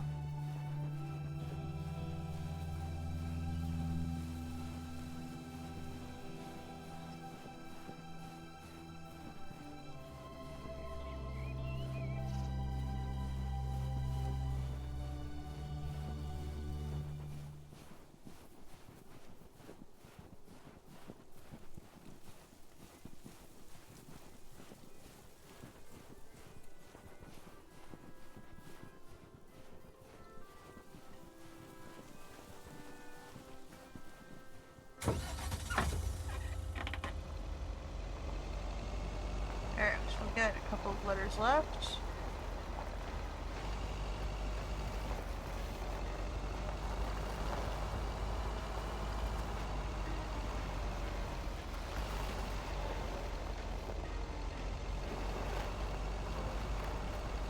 Open up the window. I'm breathing in the last of September. I can feel the wind blow. And the late summer sky is like a giant ember. Everything is turning into gold. When the autumn leaves are playing chases, puts a Some people get all the mail, huh? And that's the last one. Whew. around there just for fun.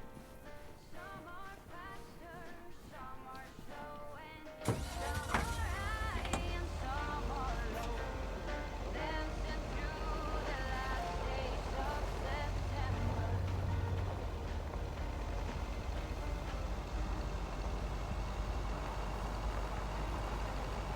Another day done. Is it ice fishing day? Since I was a little child, every Why, it's Christmas Friday evening. I'll get it. Hello? Very good evening. Am I talking to Mrs. Emily Weiss? Yes, sir, that would be me. Fantastic. It's a pleasure to talk to you.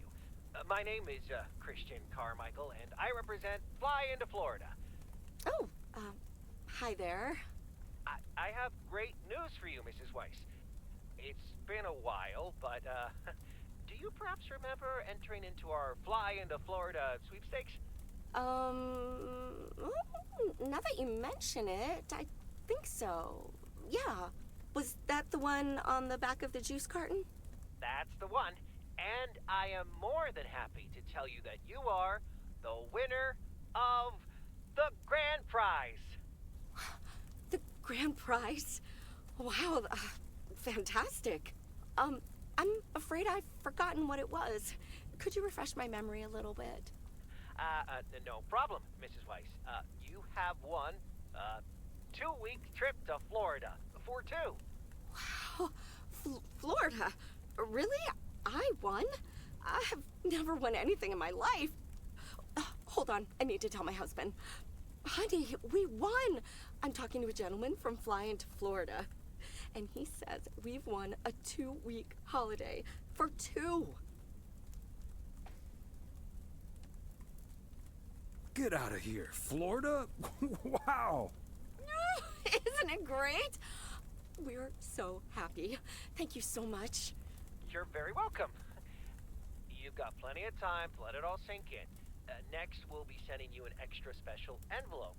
It will contain a confirmation letter, airline tickets, hotel tickets, and I totally forgot to say this earlier, a $500 check covering any additional expenses.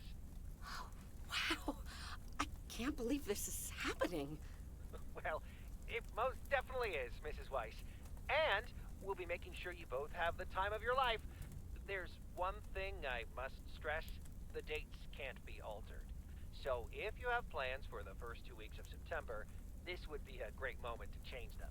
And I hope this answers all of your questions for now. Congratulations on winning. And we look forward to seeing you Well, fly they did give into you like Florida. 8 months in advance. Thank you. Bye.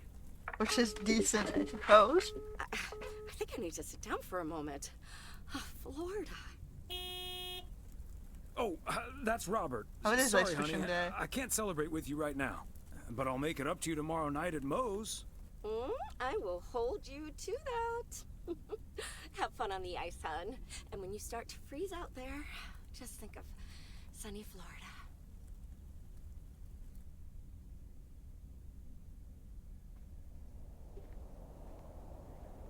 Ooh, boy. Drilling a hole, getting that fire pit going. Ice fishing's a lot of work. And it's cold, but we're fishing all right.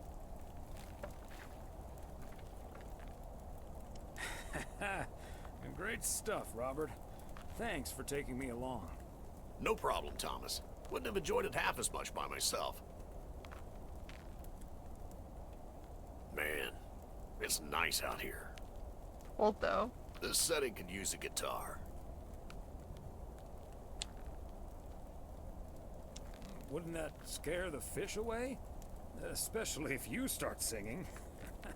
Thank you, Thomas. Your honest feedback is much appreciated. Hey, what was Emily going on about when I picked you up? You guys are going to Florida? Yeah. Apparently, we won a 2-week trip. Wow, congrats. Not that Florida's my cup of tea, if I'm honest. He doesn't seem like a beach guy. Someplace else you'd rather go? I'm perfectly fine staying right here.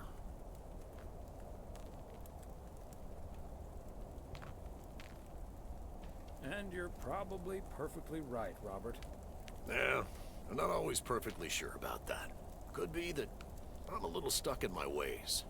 But at least I'm not desperately looking for the one, you know?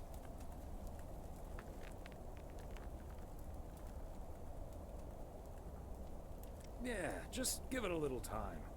Or a lot. Nothing wrong with that. Wouldn't it be ideal if Mrs. Wright dropped by my house one day?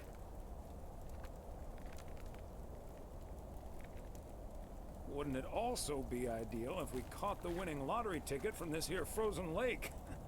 Let's drink to that. Would be a shame if Emily filled that flask of yours for nothing.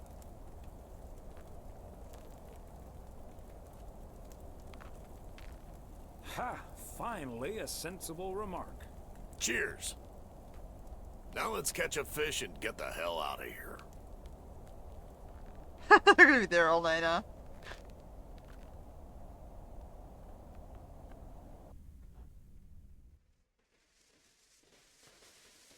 Sorry to Hey, Thomas, it. you have a minute? As long as it doesn't get me into trouble, Frank. Listen, I just got a heads up from one of my buddies at HQ. He said Walter Morgan left for PO with tires screeching. I need to lay low for a while. If you see him, you haven't seen me, okay? Frank, I'm not sure about this. Holy crap! Morgan's on the premises! I'm not here. Good morning, Mr. Weiss. Good morning, Mr. Morgan. I'm looking for Frank. Could you tell me where he is, please? Yes, sir. He's hiding behind this here counter. I must advise you, this is not the time to be a wise guy.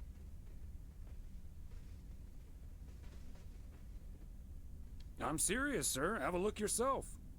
Let me be serious instead. We received a report that a man with a mustache, dressed in a light blue shirt, was offering illegal fireworks to people in the postal office parking lot. If that man is Frank, and I'm sure it is, then that's strike 3 for Mr. Coleman. Please tell him I'm looking for him. Have a good day. Is he gone? Yes, Frank. Holy crap, that was a close call. Thanks so much, Thomas. I think you just pulled off your best ever poker move. How did you know he wouldn't call your bluff? Simple. I wasn't bluffing, Frank. Thomas, you're the best. See you Sunday evening. Oh boy. Guess we'll have to play poker with the curtains closed. I sold you out, man. You didn't take the hint? Happy Saturday, everyone. Get ready for a pet peeve from Joseph. P.O. positive or pet peeve? Jack, I've been watching that TV series everyone's been raving about. What's it called? Hamburger with Fries? I expected a charming sitcom like Bon Appetit, but instead got treated to a lousy mix of mediocre puns and gratuitous violence. If this is where TV shows are heading, then I'm heading the other way. Oh, boy. Well, I'll bet you'll have the road all to yourself, Joseph. On to the weather. We're starting the day sunny, but we'll have lots of snow for you folks later on. Enough talking. Here are some tunes.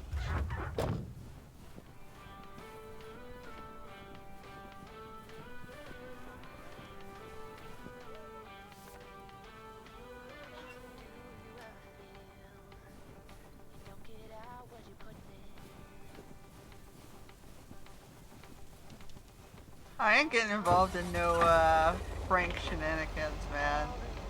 Frank's getting himself in so much trouble, and I'm not letting him take me down with him. I've only warned him like 3 times.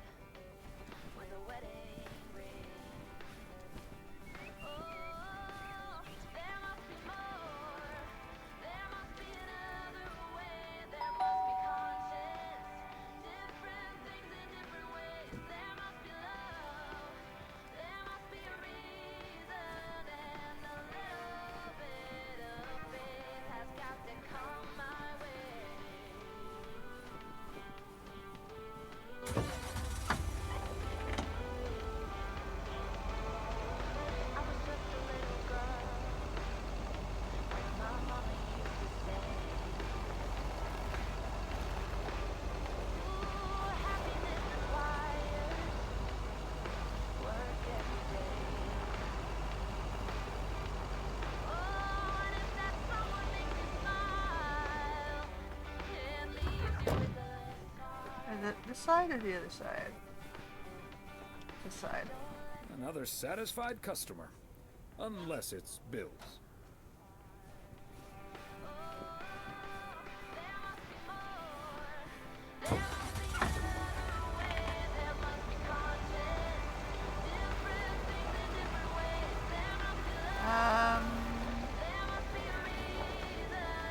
Don't want to do. I'll go straight.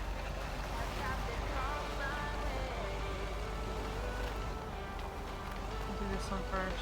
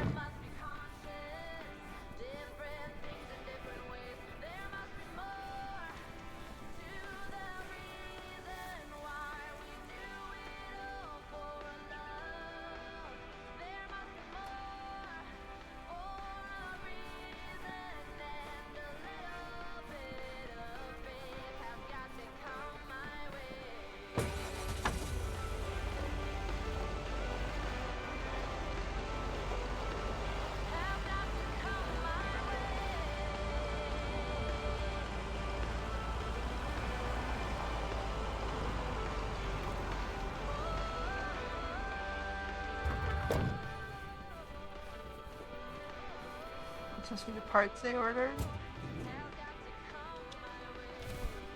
Part and parcel.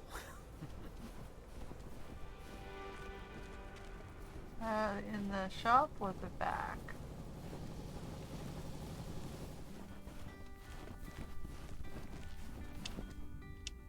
Yet another heavy package for you, Ben. Let me take that off your hands, Thomas. You know I feel guilty enough as it is. Having you lug around those car parts week in and week out.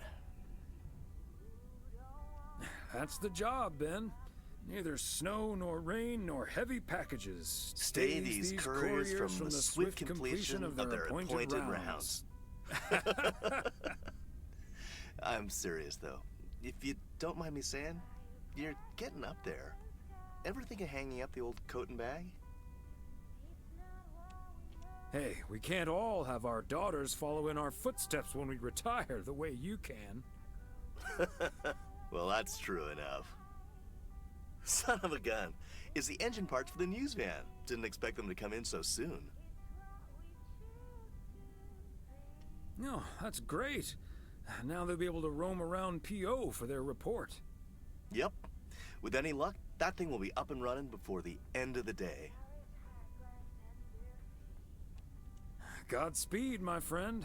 And the same to you, old-timer.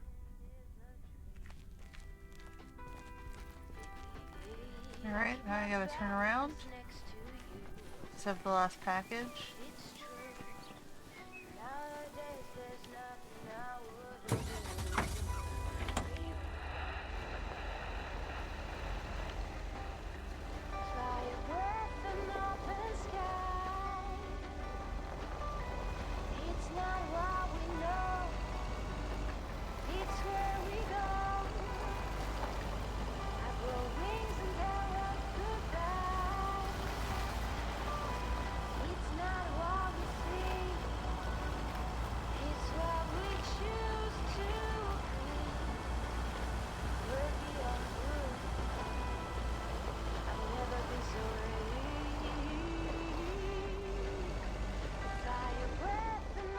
That one is not like turned very well, is it?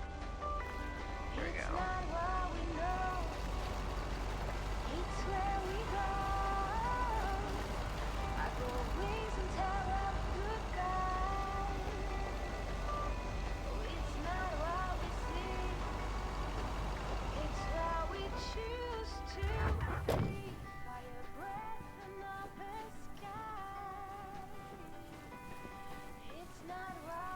There we go.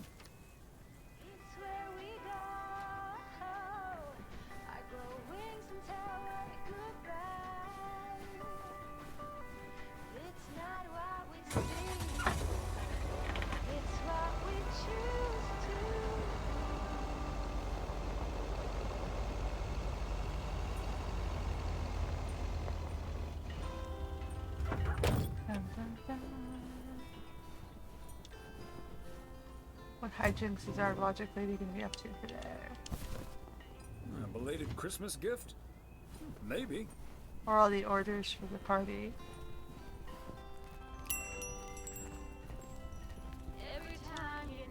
Ah, there you are. Could you bring this box over to the diner? And if they ask, there's no discount.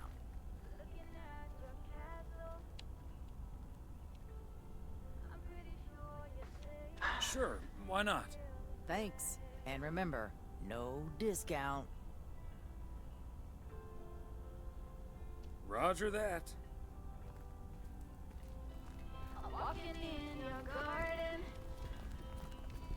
I'm not really supposed to deliver a package to a different site.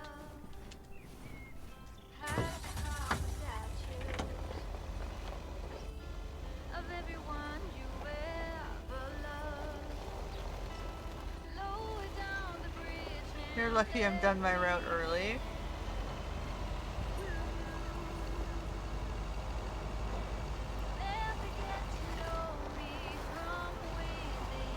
It's in the name of the community party, therefore I will pitch in.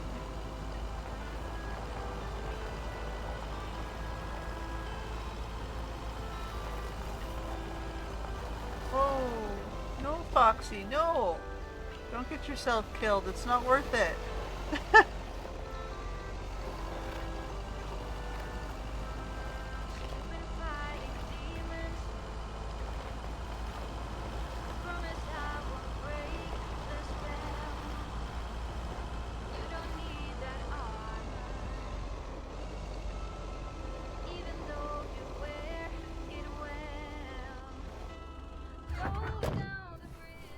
I'm still holding it. It was in the front seat with me. Which is also probably also a... That is probably also a violation, right? Oh well. We're slumming it today. Hi, Thomas.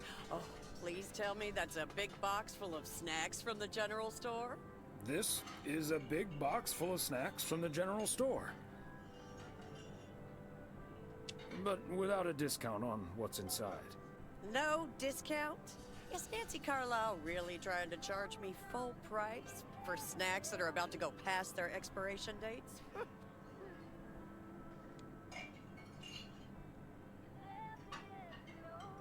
Yikes, that would be pretty sad. I can't believe people could be like that. That heartless creature.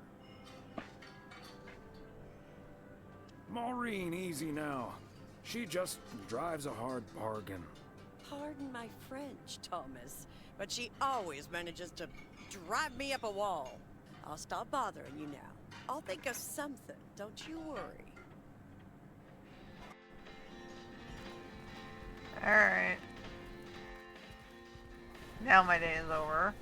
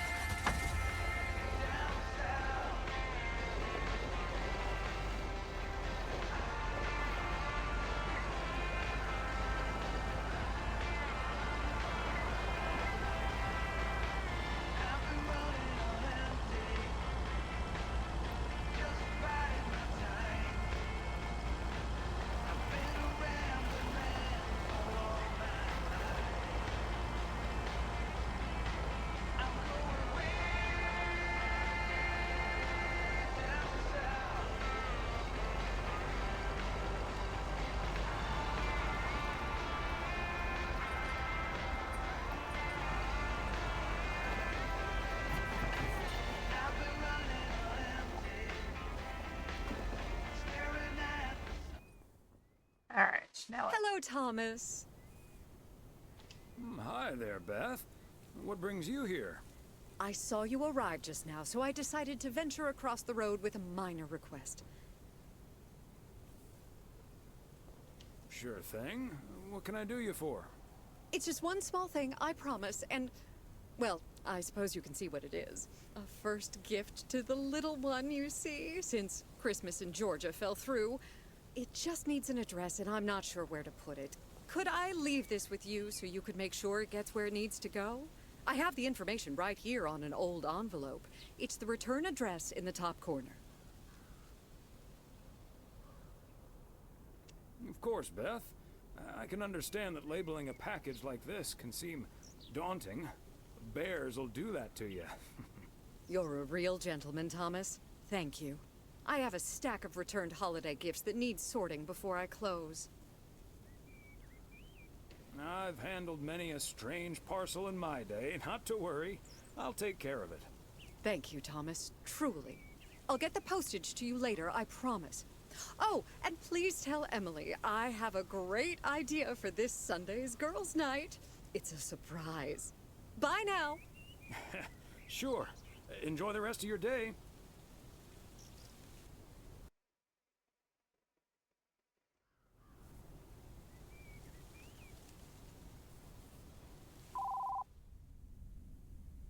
Hello? Hi, Meredith. It's us. Your dad is standing right next to me. Hiya. Hi. Shouldn't you two be at Moe's right now? Yeah, we're about to jump in the car, but we wanted to share some exciting news with you. Oh, first things first, though. How was your Christmas? Well, I worked. And Tess and I made a Christmas meal you probably won't ever find in a cookbook. But we had a lovely evening. Thanks, Mom. Can I get the exciting news now, please? Okay, so your dad and I will fly into Florida this September. I won a sweepstakes. Get out of here. Wow, that's so awesome, Mom. Florida in September. Beats the PO weather, huh? Oh, sure does. Dad, are you excited as well? I sure am. Aren't you worried about flying there? Last time you came to visit, it took a few hours for that green tinge to leave your face. Oh, Meredith, don't make it worse than it was. Some people don't do well I'm flying. fine. Maybe he just boozed too much on the plane. Have you checked if the flight includes free cocktails? Best bring your flask, Dad, just in case. Hey, don't give your old man such a hard time. It's bad enough he had to miss his daughter at Christmas. Oh, well. I may not have been there, but at least my boss called to interrupt your dinner. Sorry about that, by the way. Rest assured he was appropriately ashamed. We all make mistakes, Meredith. Some of us just more than others. I can't disagree there. Oh, hey, you two shouldn't keep Maureen waiting. You're right about that. Your dad will go and get the car warmed up, right, honey? That's my cue. Bye, Em. Take care. Bye. Have fun tonight.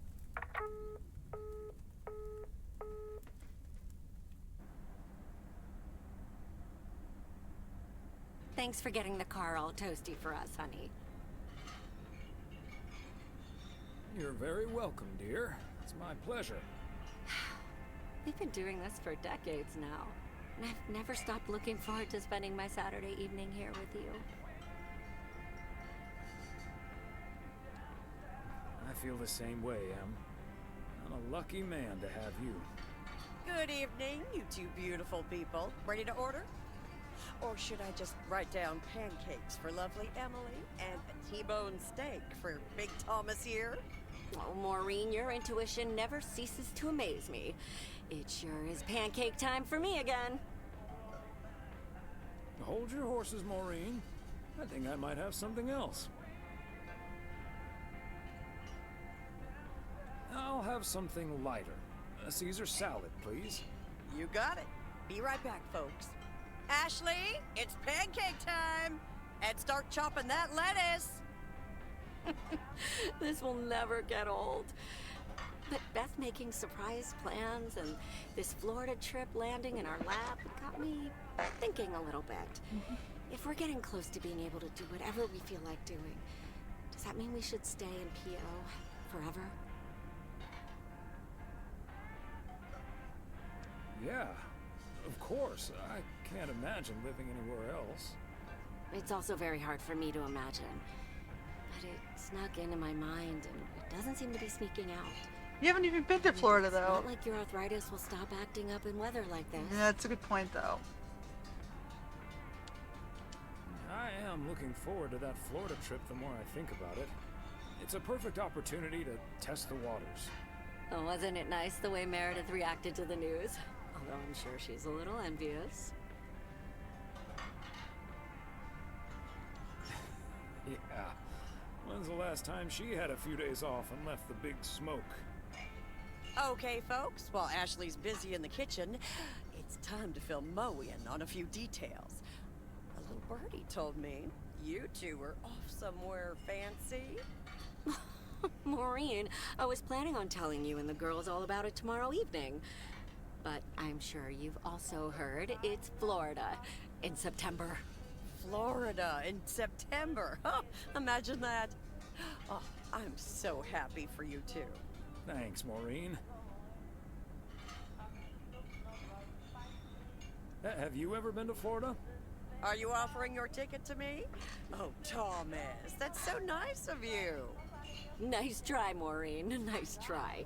But the only one sitting next to me on that plane is my man.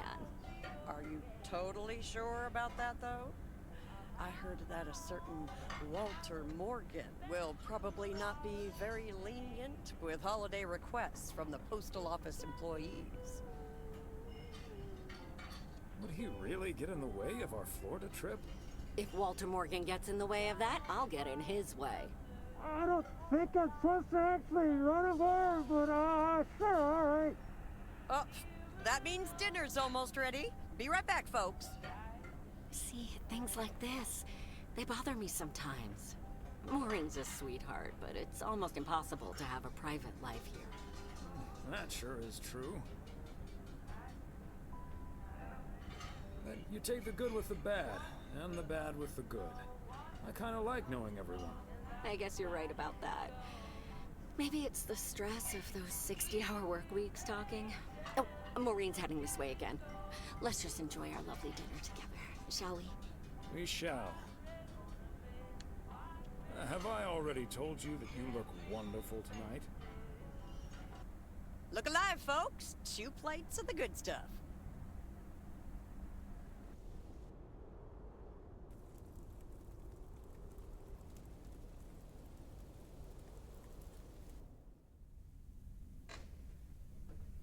We have a doghouse but no dog. Oh, Thomas, my dear, sweet husband. Uh-oh. I know that tone. You've got a chore for me, don't you, Em? Yes, I'm sorry to ask this of you on your Sunday off, but Okay, Em, what needs doing? the motel called, and, well, the TV crew would very much like to rent some movies from the Flick Shack today. But I couldn't just let poor little Angie ferry them over in this weather, so... So you promised them I'd do it? Bingo! Would you, dear? Pretty please. Doesn't sound like I have much choice in the matter. Let me get my coat. Oh, thank you so much, darling. Tell you what, I'll make some extra tasty snacks for your poker night tonight. How's that? It's a deal. Thomas Weiss, as I live and breathe. What in tarnation are you doing out and about in the mail truck on a Sunday? The goose needed to stretch its legs. Or wings. The goose is the mail truck, by the way. Lori Young named it that. No, but seriously, you've come to pick up some movies for the KNW6 crew, right? Oh, what gave it away? Your wife called ahead. Happy to do it for Emily. And for you. And for the TV crew. Parts of it, anyway. But first things first. So, what's the hot gossip on these out-of-towners? Well, there's Gabriel Serrano. He's the sound guy. Maureen seems to think he has a crush on Ilsa Richter. Yeah, that may well be mutual. What about the rest? Ilsa Richter is their producer. Competent, sarcastic. She kind of reminds me of my daughter. Well, then I'd like to meet your daughter someday. Because Ilsa I've met. Came into the store yesterday asking about P.O. and whether I liked it here. Cute as a button, that one. And only in town for a couple days. Perfect for a girl on the rebound. Shame she's into men. One in particular. Are you sure? How do you figure? The way her eyes lit up when she mentioned that colleague of hers, Gabriel. Trust me, a girl knows. So anyway, let's get down to brass tacks. According to Emily, our intrepid reporters have 2 rooms equipped with VCRs between them. One for Connor Price, KNW6, and one for Ilsa Richter. Great. I know what we should get for Connor.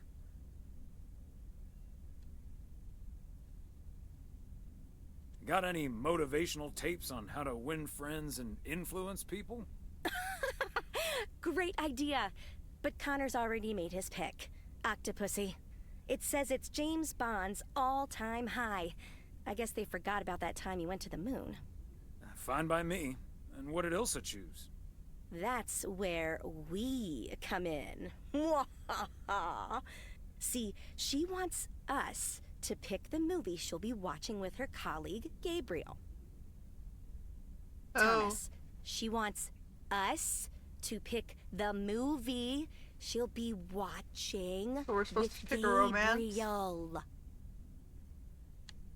We can play matchmaker by picking something romantic. Got it. Exactly. Guide Cupid's arrows, so to speak. After all, 'tis the season. I'd say Valentine's Day would be the season, but point taken. You and Emily are regular customers, so you know what I have available. So, which film will it be? I guess Love Story. Let's go with Love Story. Or is that too on the nose? It's perfect, and we won't risk being too subtle. It has love right there in the title. Great. Love Story it is. The dynamic duo of stupid Cupid strikes again. Although I suppose this is our first strike. Anyway, here's hoping that this is the start of a beautiful love story. We'll see. Anyway, I'd best be on my way, getting these to the motel. Yeah, thanks for doing this, Thomas. My car, much like myself, is not built for snow. Say hi to Emily. Will do. Bye, Angie.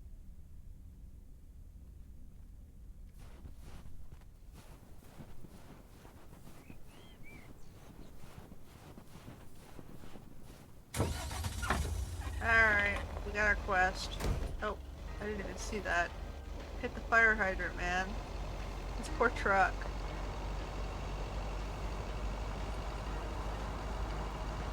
Alright. It's trying to hit anything on the way.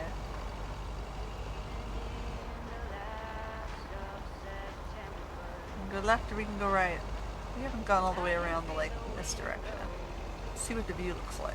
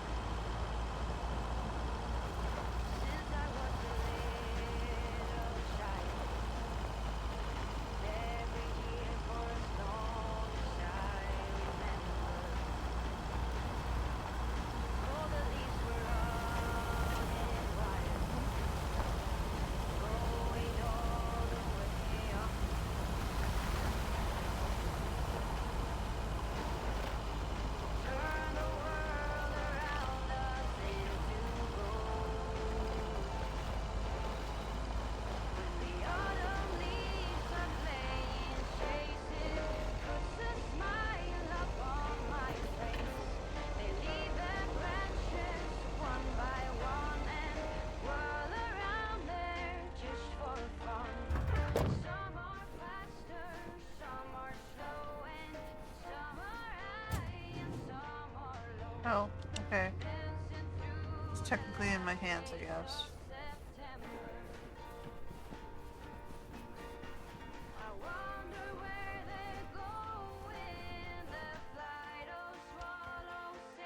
Special delivery. Movies from the Flick Shack. Right. Well, great news. You get to play belated Santa yourself. Room 6 for Richter. Thank you. Right. I will. Good day. This guy's useless, huh? Honestly, I'm not surprised.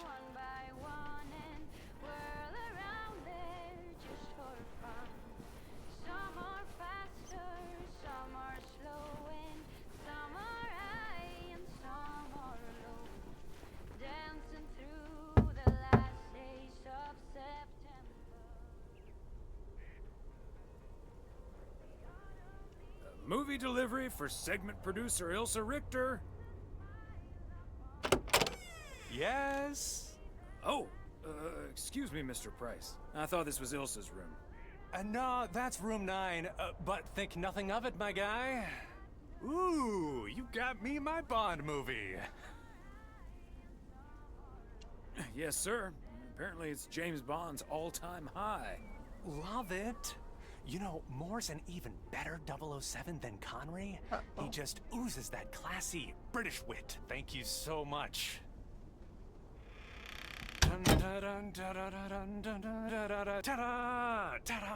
Pow! Okay, he's a dork as well as an asshole.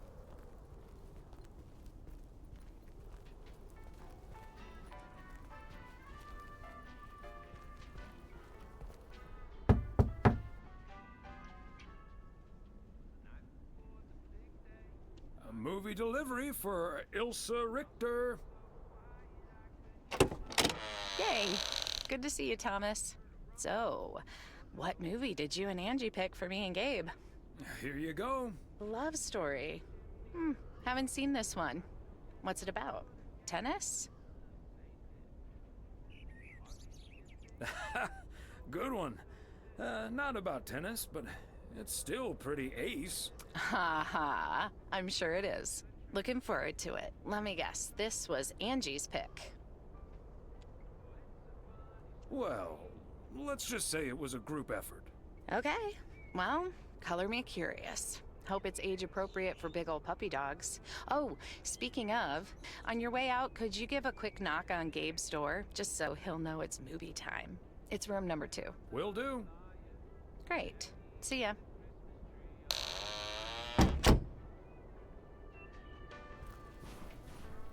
I am way too involved in this town, clearly.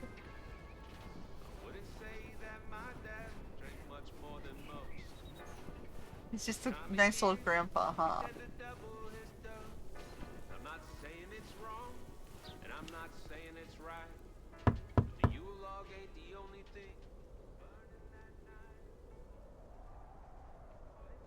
Gabriel Serrano, the lady in room number 9 humbly requests your presence for an evening of home cinema.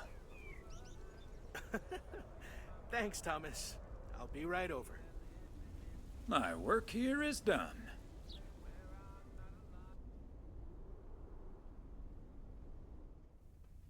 Alright, at least I don't have to drive back. Okay, Ben. Question for you. Do you have that ace or not? You don't have to say yes or no. Just say anything. All I need to hear is one word from you to know if you're bluffing. Nothing? Not even a twitch or a blink? All right, I'll do the talking. I'm all in. Oh boy. And he just instantly calls me. Great. I don't even need to see your hand. Well played, sir. Thanks, Jack. You got unlucky there. I don't know. I just don't have the patience for poker. You know, reading a poker book ain't gonna change that. Hey, Thomas? Why are the curtains closed, by the way? Last time I checked, home games are legal. It's probably better if Frank answers that question. I sure can. Walter Morgan's on my tail. Someone snitched on me, and now I need to lay low until I have a good enough alibi. Morgan again? What'd you do, Frank? Yeah, good question. I hope you didn't put ladies' underwear in his briefcase again. That was dumb. Please tell me you stopped putting dead rats in his exhaust. Okay, dude, you're asking for it. The classics. No, I didn't prank him at all this time. He's just out to get me. All I did was sell fireworks to someone. He said something about that being my third strike. I might actually lose my job, fellas. Don't you think he's bluffing, Frank? I'm afraid not, Thomas. I'm not gonna call his bluff in any case. I just need a plan. I'm guessing they don't have any photographic evidence. Pictures of you selling these fireworks? Just that there's a guy fitting my description. What are you getting at? I might have a little plan. But let's first play a few more hands. I'm down almost 30 bucks. One sec, Jack. Frank, I'm curious. We know Walter Morgan has a few reasons to dislike you, but why do you dislike him? Yeah, what did he ever do to you? I could tell you why, but it's not a pretty tale. Oh, now I'm curious. Leave this room. Kitchen. Sure, Frank. My lips are sealed, for once.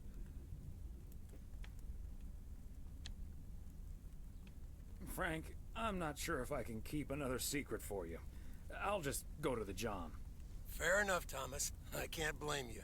All right, so this one time back in the summer of '69, it was before I started working in PO. There were a couple of pesky stray dogs wandering around HQ. I say pesky, but they never really hurt anyone. Just got a little excited if you walked past them eating a sandwich or whatever. Can't blame them, huh? They were hungry, even though I fed them every now and then. Morgan found out, of course, and after one complaint too many, he took matters into his own hands. Or should I say, feet.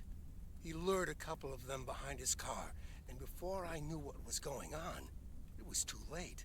I heard a loud and gut-wrenching He killed howl. stray dogs, that's why I he saw doesn't like two them. dogs run away, and Smokey, my favorite one, limped after them. Aww. It's the last time I ever saw those sweet dogs. Then Walter Morgan looked me straight in the eye with a smug grin on his face, and he said, "This is how you do a proper job, Frank."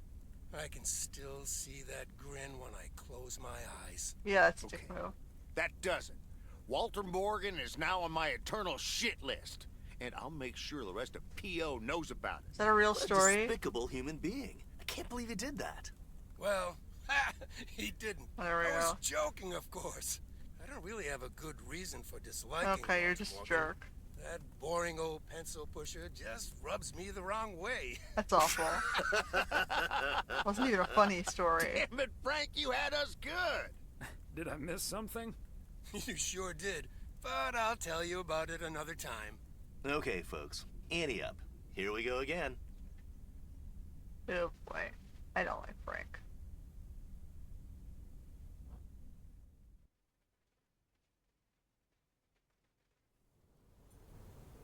Psst, Thomas, over here. Hey, Frank. Oh my god, what are you doing? What are you doing there? I'm trying to stay out of sight. Looks like Morgan will be at the post office all day. Listen up. Jack and I cooked up a little plan. I'm sure Morgan will be gone soon, but I gotta get out of here now. You haven't seen me. Oh my god. This guy is... Top of the Monday morning, P.O. We're starting this week with a from Lucinda. P.O. positive or pet peeve? Hi, Jack. KNW6 TV crews filming in P.O. yesterday with Connor Bryce. As a big fan, I just had to ask him for an autograph. Oh, let's hear this one. For my name, but he kept calling me Linda. Even after I corrected him twice. Isn't that just rude? That's who he That's is. a bit rude indeed, Linda. I mean, Lucinda, of course. Heard about that. The weather prediction for today, bright but chilly. Enjoy your day and the music.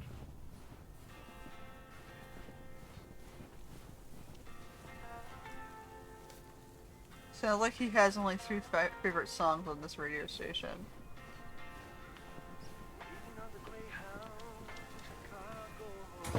Oh, this one's different, I guess.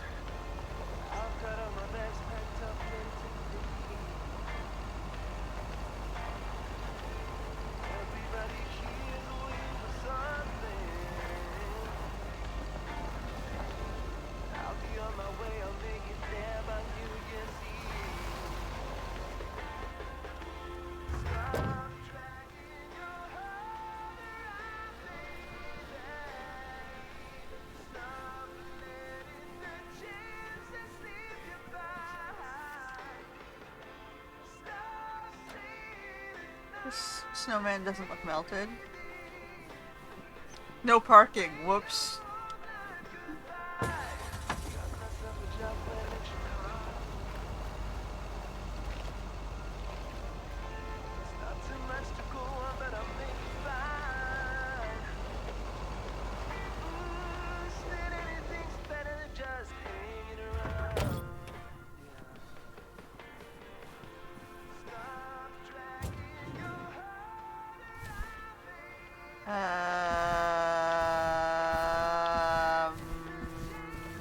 Is this 108?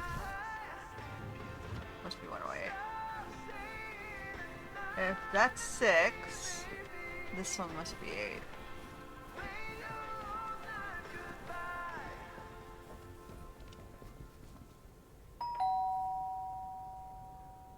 They must be out of town for the holidays. At least they've got a nice dry porch. So they won't have a soggy package when they get back. See if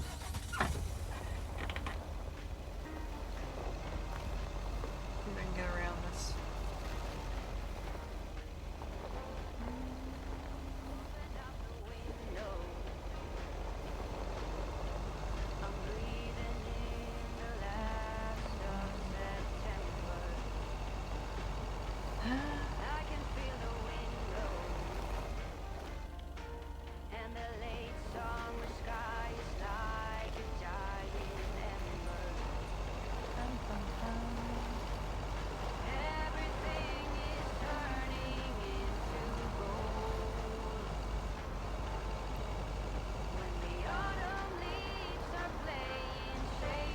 Go this way today.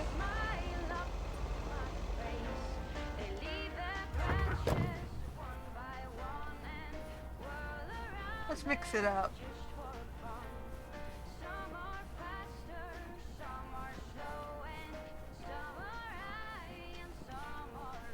McGill's got such a great price on this house when the Sugarmans moved away.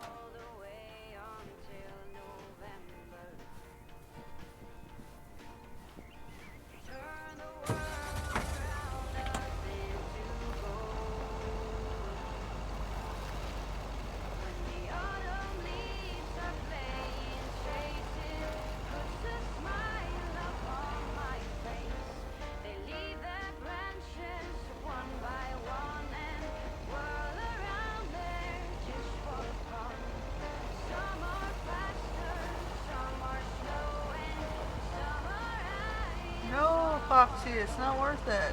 Stop being suicidal.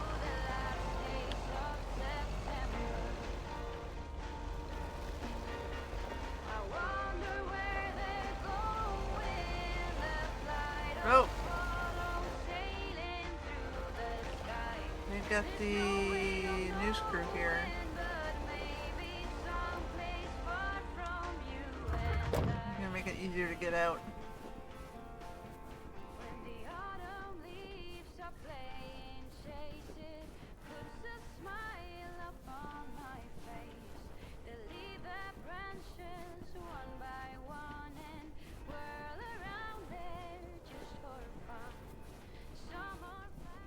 Okay, are we rolling?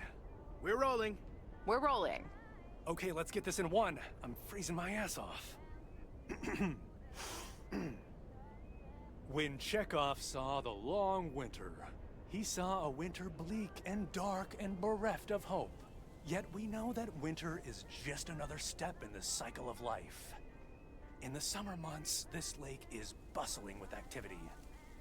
As the local fishermen cast their rods, the tourists plunk down hard-earned cash to rent a boat and spend a delightful sun-soaked day on the water. Not so during this particularly harsh winter, however. Now the watery heart of Providence Oaks finds itself completely frozen over. No, that won't do as an analogy because now I don't understand what he's going on flying, about. the residents have grown cold-hearted during the winter. Doesn't work, doesn't scan. Yeah. And what was with that Chekhov stuff? I don't get it. Chekhov? Like from Star Trek? All right, all right. Yeah, I didn't get Let's it either. try something else. Hey, wait a minute, Mr. Postman. How's it going? Hi, Mr. Price. Did you enjoy the movie last night? Hey, listen, how about I ask you a couple of questions on camera? Just simple stuff about the town. Sure, I'd be happy to. Great. Just move over here. Are we both in the shot? Yeah, that's fine. This'll be great. The lake as a backdrop. Perfect. Let's go. All right. This is... His name is Thomas Weiss. I knew that. Thomas and I go way back. As the local mailman for truly countless years, Thomas Weiss knows Providence Oaks like he knows the back of his own hand. So, Mr. Weiss, how would you characterize this small, cold town and its warm inhabitants?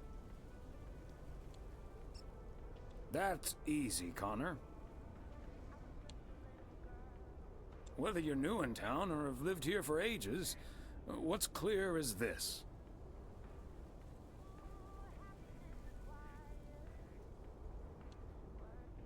This gorgeous little lake town of ours seems simple enough, although it's not without its complexities. But one thing's for certain. When the low winter sun hits that shimmering water just right, you realize Providence Oaks is breathtaking. And wherever you are, or whatever you face,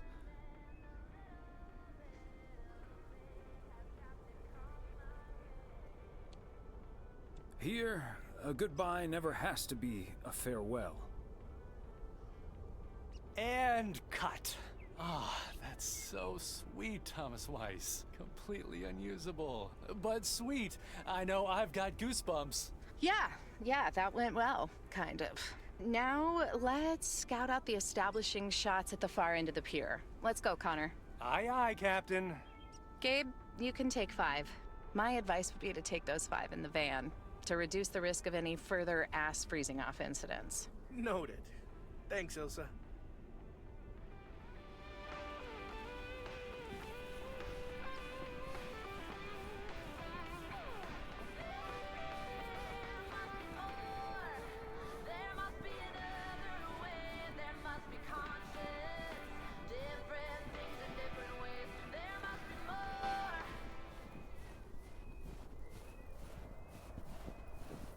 Fancy handwriting on this one.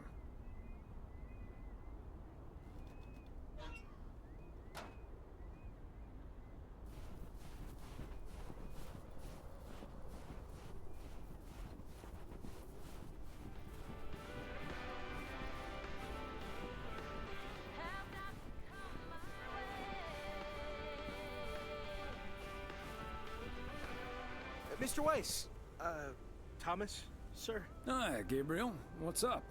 Just that, well, we'll be ringing in the new year right here in Providence Oaks. So, my mom is shipping over my tuxedo.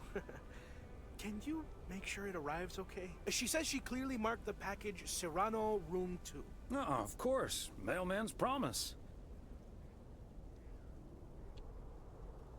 So, how did you and Ilsa like the movie?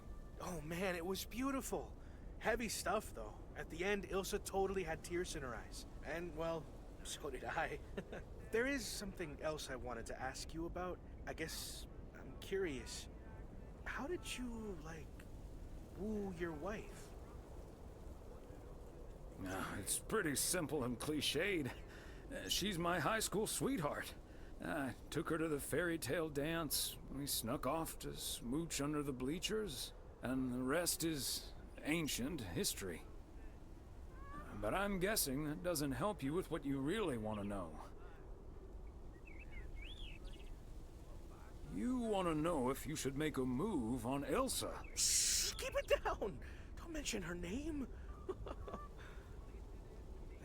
But yeah, terrible at that kind of stuff. It's just, you seem like a wise man. I'd really appreciate your advice. Well, okay then. My advice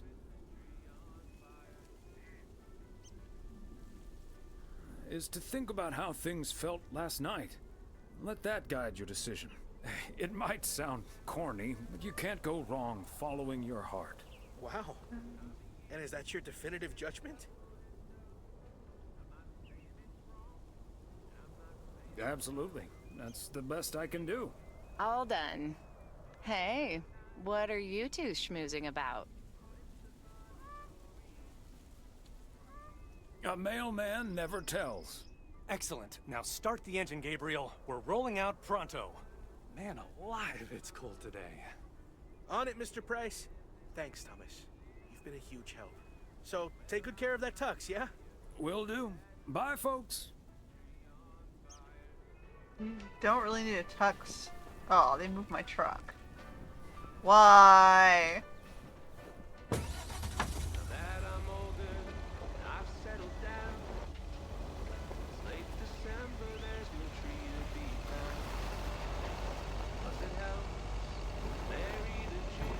Anyway, there's no reason to have a tux in this small town, is there? We're not having a party that requires a tux.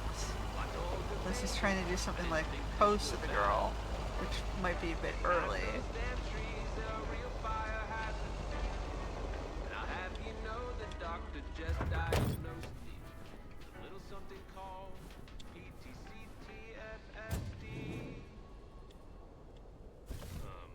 Okay, let's get this to its destination.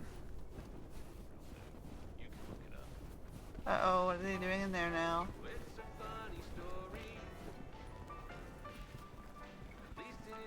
Hi there, ladies. Oh, it's the Hi, good ones. Thomas. Hello, Thomas. Well, this Oh, the looks decorating cozy. committee? It is. You just dropped in at the good part. Oh, the good part? That's my favorite part. Well, I actually really need to get moving with the New Year's party coming up. Okay, so before I leave, we had this awesome girls' night yesterday thanks to Beth. It was hilarious. When I first saw where we were going, my brain went, oh my god. And when the guy showed us what we were going to do, my brain went, oh my god. And when we started, it was so yuck, but also so cool, you know? I've never done anything like that before, and I love that I got a chance to find out. But then again, I doubt that I will ever try it again. I have no idea what you yes, just the meant. girls' night. What did you end up doing? We made haggis. Okay. You made whatus? I said haggis. It's a Scottish dish made from a sheep's liver, Yeah, lungs, heart, and I suet, got all that. stuffed into a sheep's stomach. Why? It's this fascinating traditional gourmet staple stemming from the 15th century. Would you believe? But yeah, why? Poems have been written about it. Ugh, that sounds disgusting. I'm glad we mostly had processed foods at poker night. Well, I say, Thomas, don't be a Philistine.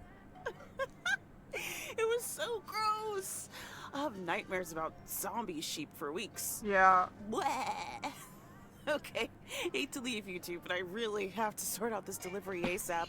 I get the idea of having to use all Talk the soon. parts, Thanks but again for the great evening, Beth. Bye. Bye, Kay.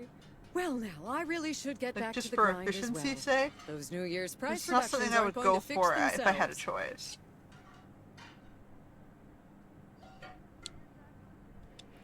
Wait up, Beth. I want to talk to you about something. Oh? What's on your mind? It's about Saturday and the whole parcel situation. I told you I simply wanted to get that parcel out to Daniel as soon as possible, since we didn't get to exchange gifts over Christmas this year. It's nothing, really. Now, if that's all, I really need to get back to the bookstore.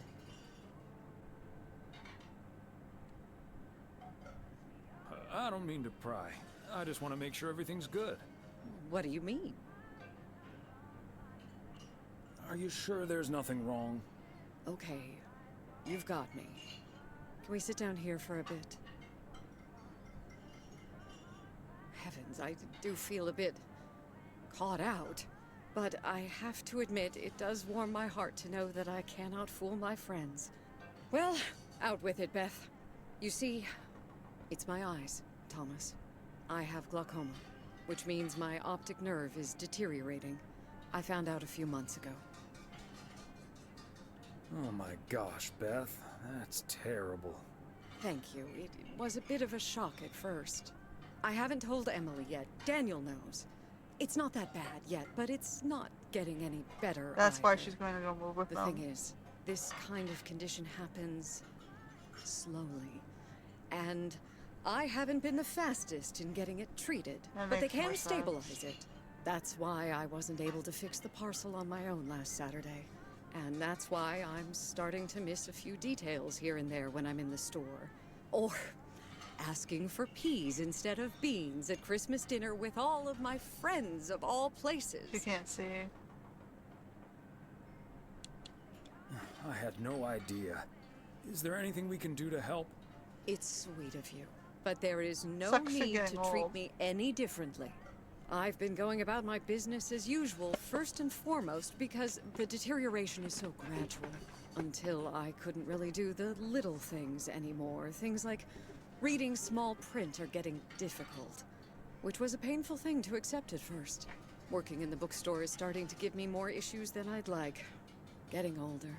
It's a strange thing, isn't it? It's like that Robert Frost poem. The afternoon knows what the morning never suspected.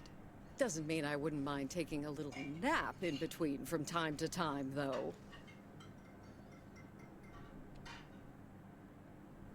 Is this why you're really leaving for Georgia? I mean, will you be able to take care of yourself in the long run? It is a big part of why I'm leaving, yes. But at the same time, it isn't. How's that? What I'm trying to say is, when you really look at it, in the end, it's not all bad.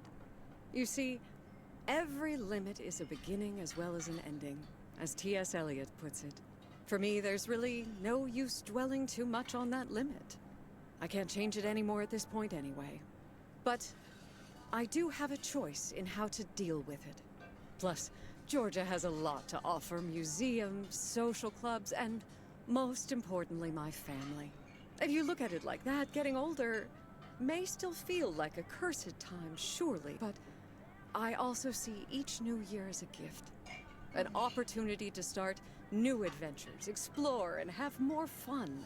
You can't take something like that for granted. I like that mindset. I had a feeling you'd understand. Hey, I'd make a pretty poor friend if I didn't. Well, I guess I really should be going now. Thank you once again, Thomas. I do feel better now that it's out. You're a good friend. No, thank you, Beth. Bye now.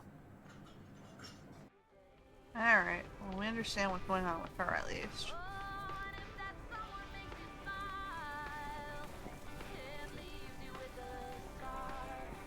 And we got one more letter left.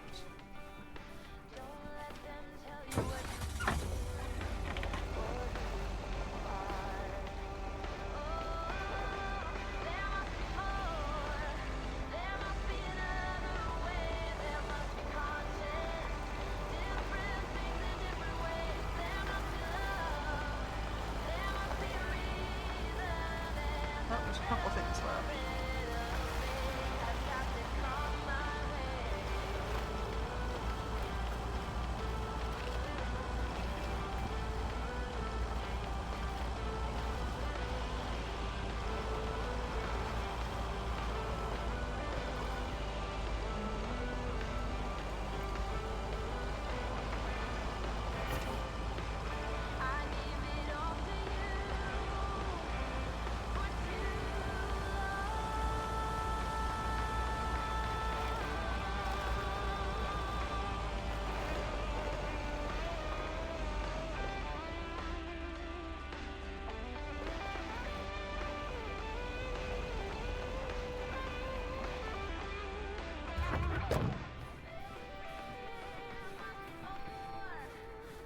Oh, in the cat house.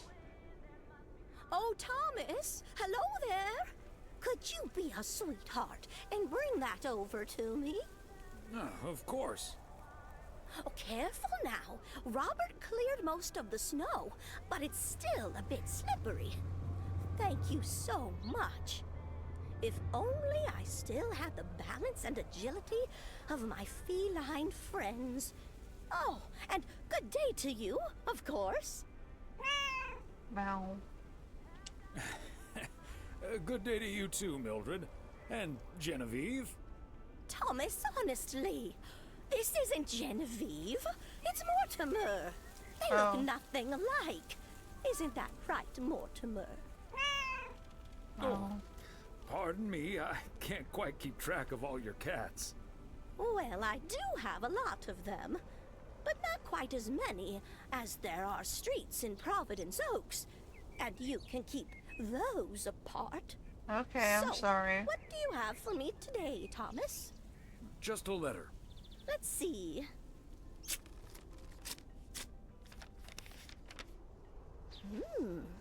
This sounds interesting.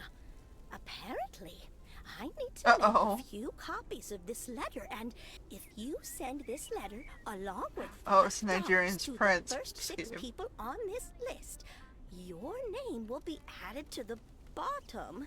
Soon enough, your name will rise to the top. Then many people will send you $5. Oh you boy. will earn lots of money with no small investment. Oh, what a great idea! What do you think, Mortimer?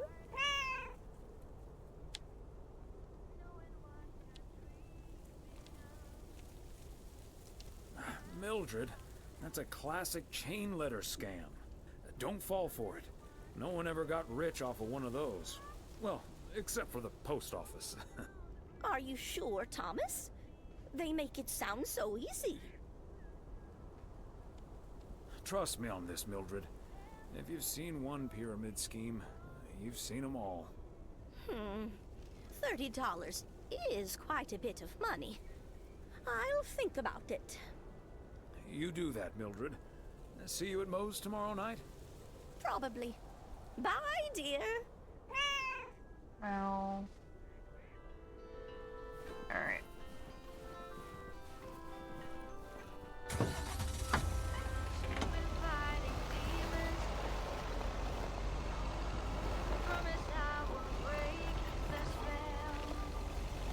It's like the whole debt Jesus scam.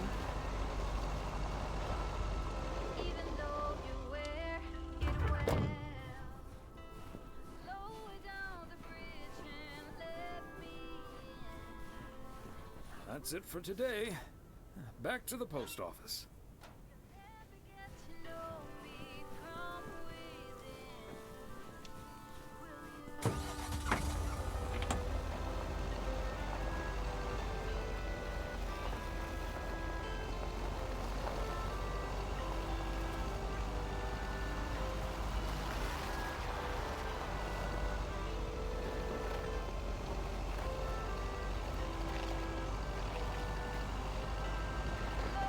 He didn't stop either, man.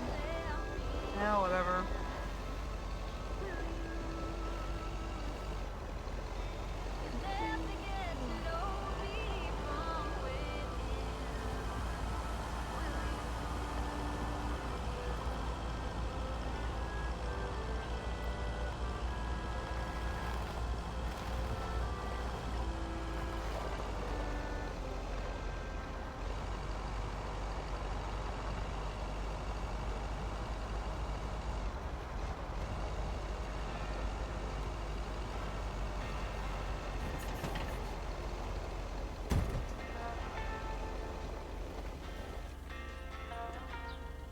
Another day down. Hey, Thomas, have you seen Jack? Nope, I haven't, Frank. How did it go with Morgan? Didn't happen yet, but I need Jack to pull it off. I'm a sitting duck right now. I'm toast if Morgan suddenly shows up. Really? What's the worst that can happen? Good afternoon, gentlemen. Sorry for interrupting your conversation. Mr. Coleman, I see you've managed to be present at the job position you're currently holding. I think it's time you and I had a little chat inside the office. Mr. Morgan, it's so good to see you again. A little chat sounds wonderful. But I'm afraid there's an extremely urgent parcel I have to deliver right now. So stay put, and I'll be back in about 30 minutes. You can stay right here, Frank. I'm sure Mr. Weiss would be happy to deliver that package for you. Right, Thomas?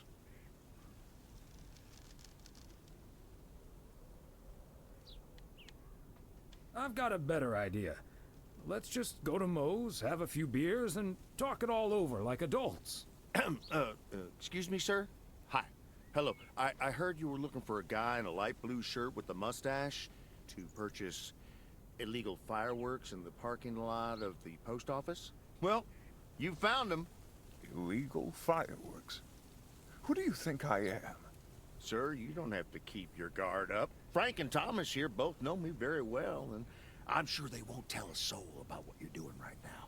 So, What will it be? I've got rockets, Roman candles, fountains, sparklers. I even have barrages that'll give you a fireworks extravaganza that you won't ever forget.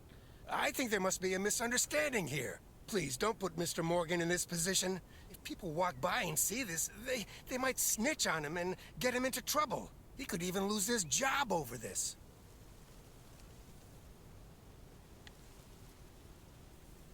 I don't think Mr. Morgan is interested in buying fireworks, to be honest. I'll tell you what will happen now. I'm going to get in my car, start the engine, drive home, and pretend I did not just spend 3 days in Providence Oaks for absolutely nothing.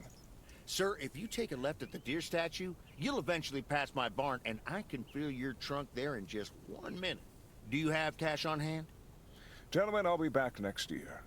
Frank Coleman, your luck will run out one day. I wouldn't bet on it. Tally ho, Morgan. The farmer took the blame.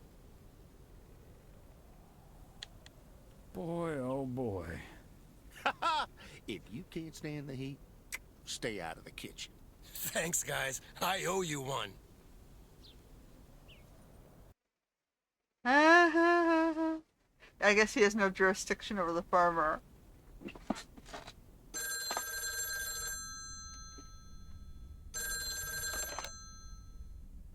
Hello? Evening, Thomas. It's Maureen. Oh, hi, Maureen. If you're looking for Emily, she's at the motel right now. I was actually looking for you, Thomas. I don't know what to do with this Nancy situation. I get so worked up just thinking about it. Oh boy. That usually gets in the way of doing the right thing, you Nancy's know? the one who's charging her full price for snacks. Someone who's a bit more emotionally detached from the situation. How can I help you, Maureen? Simply put, I don't know if I should give in to that Nancy Carlisle and her overpriced snacks, or tell that woman to take a hike. But then we'll end up with a lackluster New Year's Eve party. The horror of a New Year's Eve party without a decent snack selection. That's not a difficult choice for me. So you're saying I should go against all my principles just because of some snacks? Yeah, snacks all the way. Sometimes it's better to take the high road. Yes, snacks all the way. They may be a bit pricey, but who cares when everyone's having a grand old time? I think you're onto something there, Thomas. It's like he did drop it on her last minute. Totally She sure took what I'm gonna advantage. do, It's kind of but your at own least fault. my mind's at ease now. Thanks for lending me your ear and advice. You're a doll. You're welcome, Maureen. Take it easy.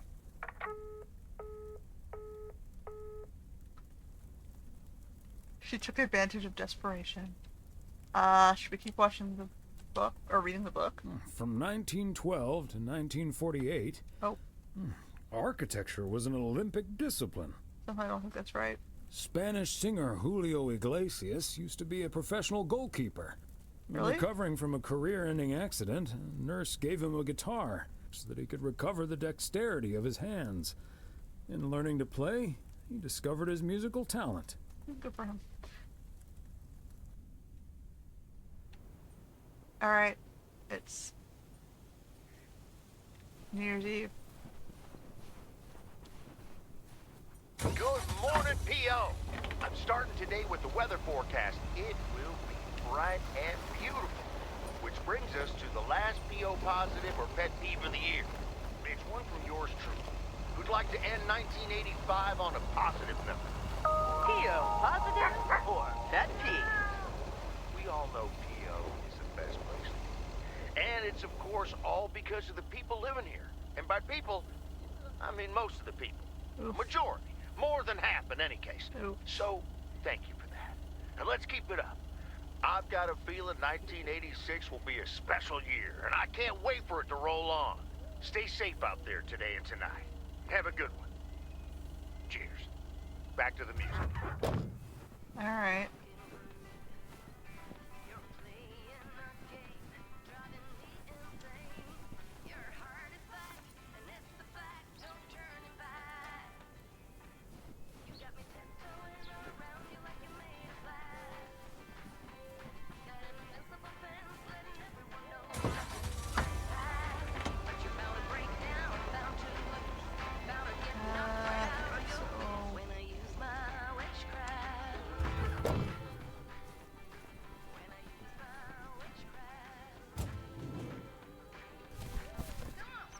Not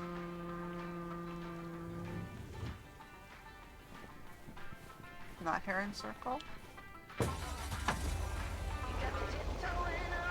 it's East 2nd Street. Alright, alright.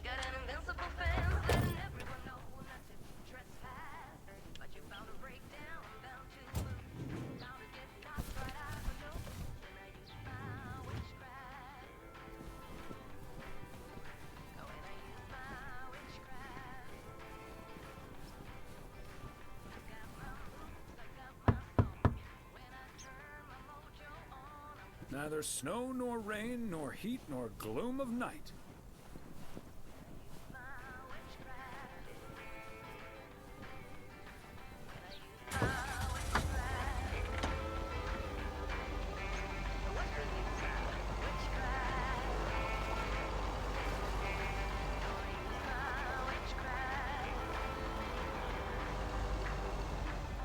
You guys.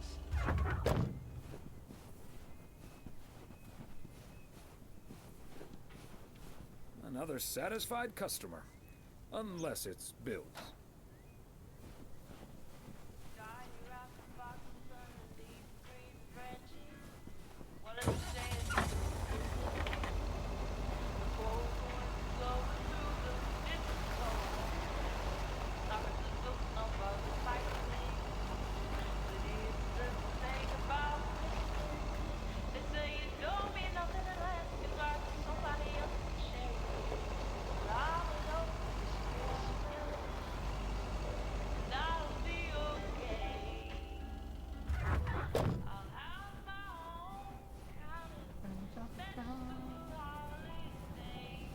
There we go. I got that one on the way back in.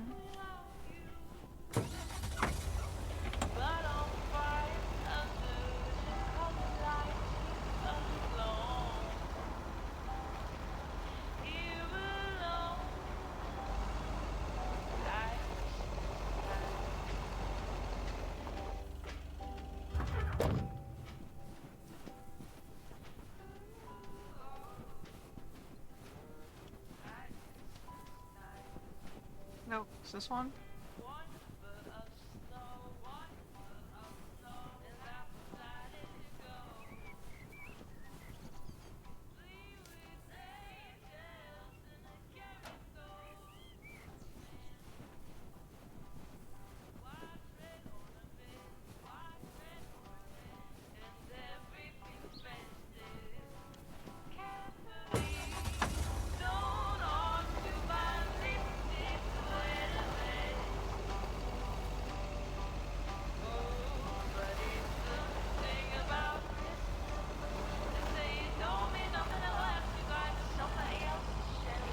The fox thought better of it this time. Good for you, fox.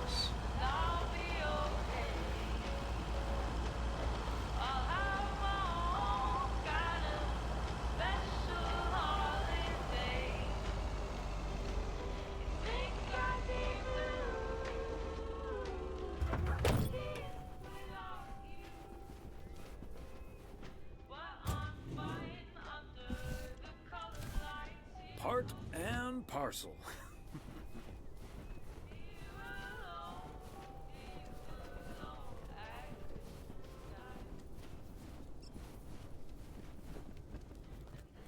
Thomas, it's good to see you. Thanks again for the little chat we had yesterday evening. Don't mention it, Maureen. Was glad to help. I think I've made the right decision. But I guess some situations don't have a perfect solution. You'll find out tonight, Thomas. We'll have a grand old time regardless. Oh. Alright, we'll see what happens. Hopefully you guys won't make too much of a chaos.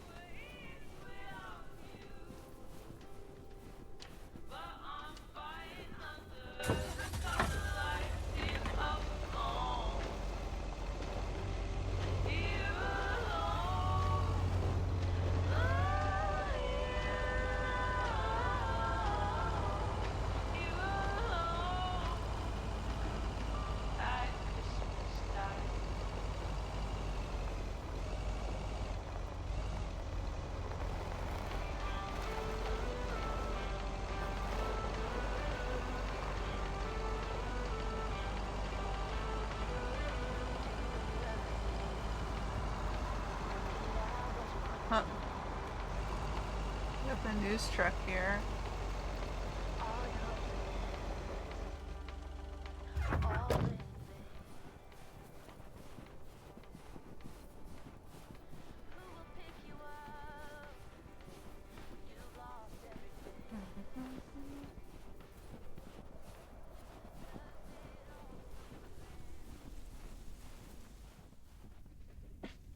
Oh, hey, Thomas. We're about to do a little interview, but you're welcome to listen in. Mr. Price, you know Thomas Weiss, don't you? Sure do. You're resident mailman, am I right? Good to see you, man. Hi, guys. Don't mind me. I'll just be a fly on the wall here. That was Open Sky by Velvet Moon, one of my favorites. Folks, we have a special treat for you today, because I have a guest here at the Reynolds studio. You know that happens from time to time, but today it's a bona fide big shot. None other than KNW6's own newsman extraordinaire, Mr. Connor Price. Thanks for having me, Jack. Always nice to talk to a fellow broadcaster. So, how long have you been doing this local show? Coming up on our 10th anniversary, Mr. Price. But you've been at KNW6 for longer than that, no? Yeah, it's been... Gosh, can you believe I started there way back in '66? As a segment producer on Portland Rise and Shine. Still remember the title of my first item, too. Is Poplin Still Poppin'? That's a great title. And yet, this is the first time you've come to Providence Oaks. First time staying a while, at any rate. So, Mr. Reynolds, how would you describe this town? Well, I'd say it's a... Hey! Wait a minute. Who's interviewing who here? I'll ask the questions, thank you very much. Apologies, my friend. Just can't help myself. Always chasing the story, me. It's the commitment I've made to our viewers. The price guarantee. So, what stories are you chasing here in P.O.? Oh, you know, just trying to capture the old couleur locale. I must say, the people here are very friendly, and I hope the feeling's mutual. Right, Thomas? That's Thomas the mailman over there. But never mind, he's not mic'd. Yes, and no, I'm not. You don't say. Because we happen to have a little section called P.O. Positive or Pet Peeve. You might have heard of it?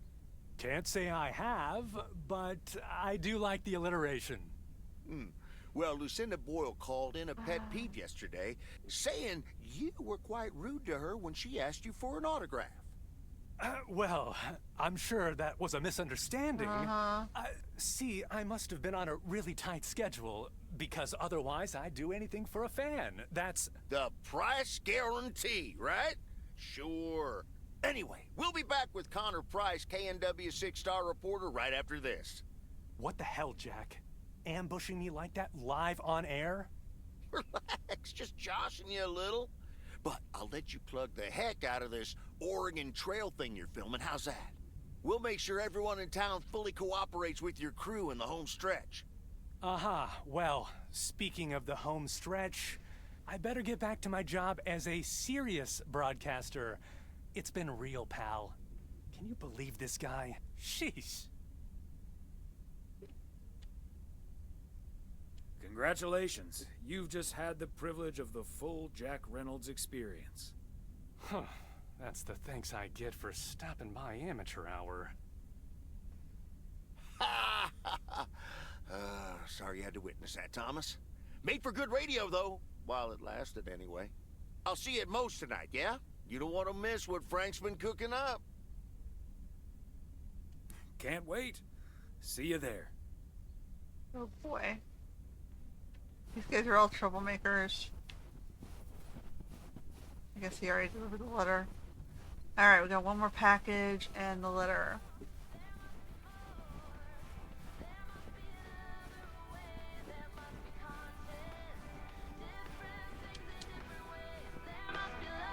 We get our big finale.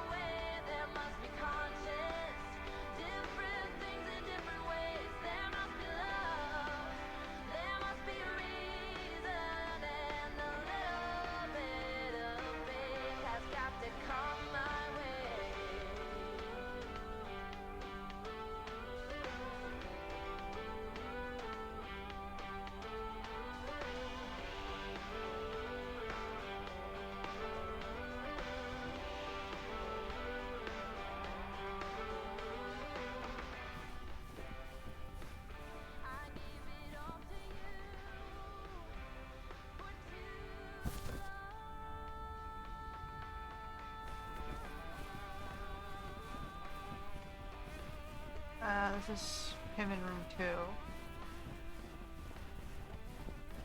First tuxedo.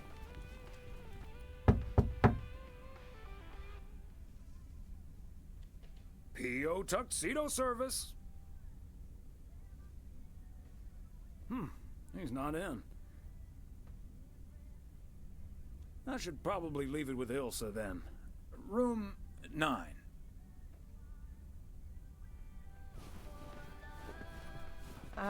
Those two are getting busy, so that would be really, really convenient.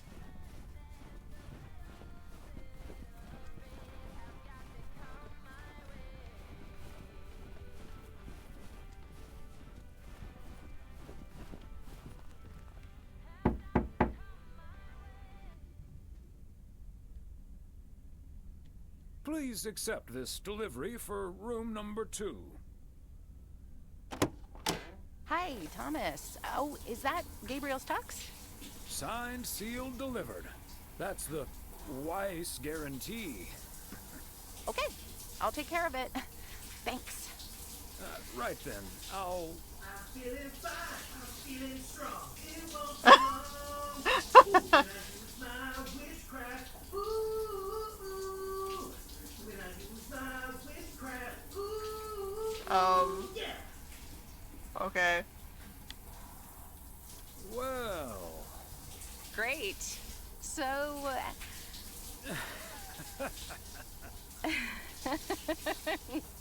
See you tonight at the diner.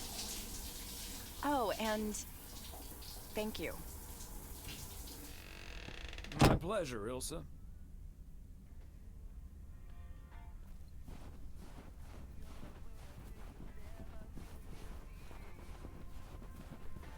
Oops.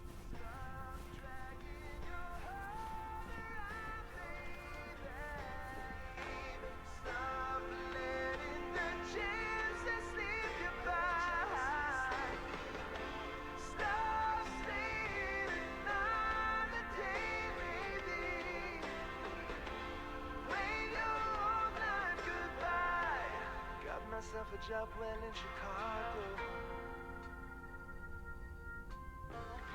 It's not too much to go on, but I'll make it fine. Ooh, still anything's better than just hanging around, yeah.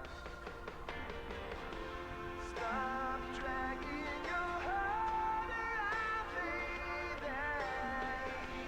Stop letting the chances slip you by. Stop saying another day, baby.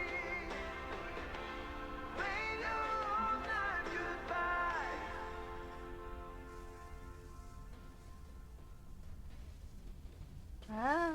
It runs aside.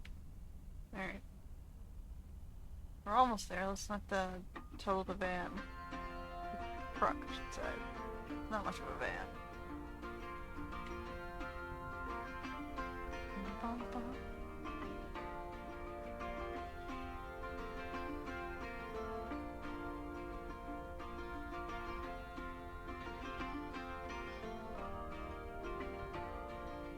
All these busy people hurrying along.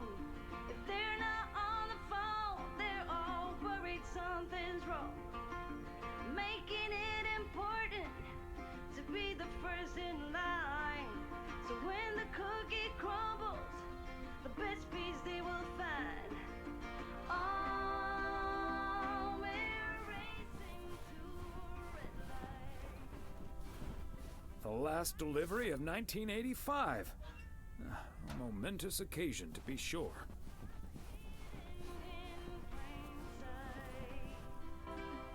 We are racing to a red light.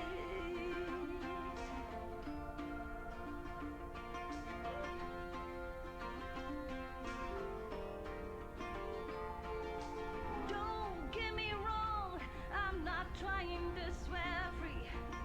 I'm just as bad as you, and sometimes worries you see. And into the postal service. I'm looking for Let's see how this ends. Weiss residence Tuesday evening.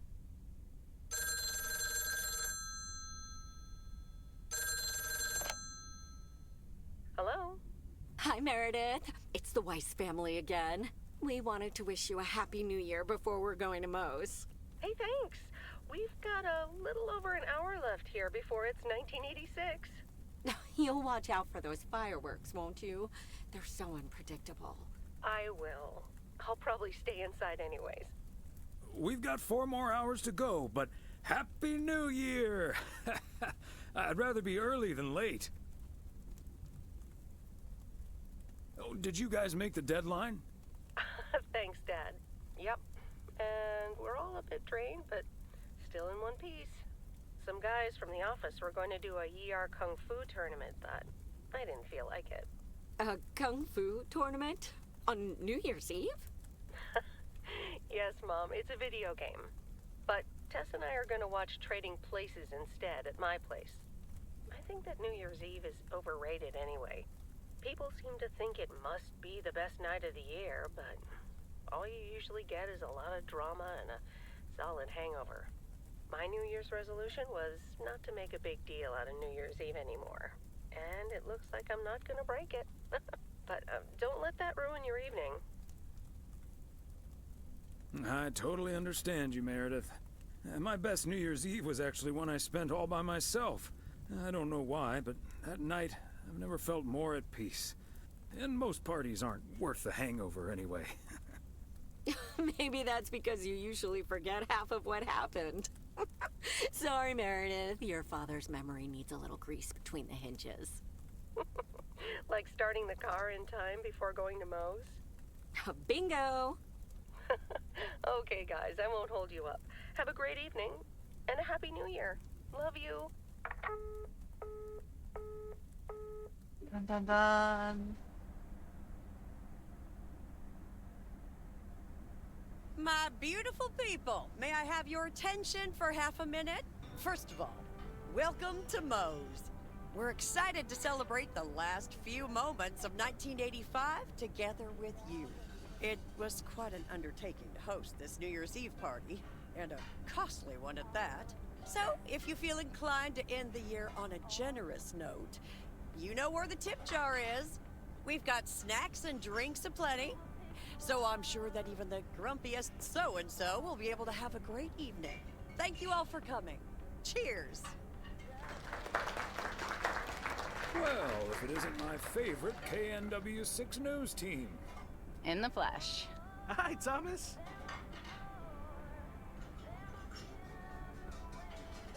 Nice tuxedo, I Gabriel. could Josh him about the song. Thank you. And thanks for making sure I got it. I put it on right after I got out of that shower.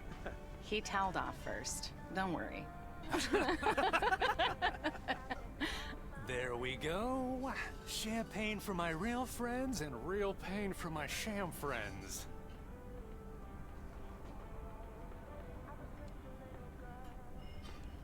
Ah, good to see you, man. So, is the segment on Providence Oaks in the can yet? Almost, my friend. Still have to shoot the countdown to the new year. Hopefully that gives us the ending we need. I've been promised a spectacle. Easy on the alcohol there, Connor. We still need you on camera. Can't have you slurring your words. Slurring my words? Whatever do you mean, Ilsa? Quit fooling, you guys. It's getting close to midnight. Let's set up and get ready. Showtime. Okay, getting into character. See you on the flip side, mailman. Hi, honey. There goes that Connor Price.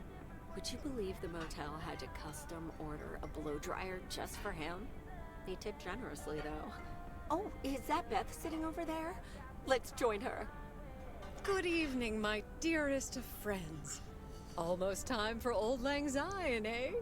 Did you know that Auld Lang Syne was written down by Robert Burns in the 18th century?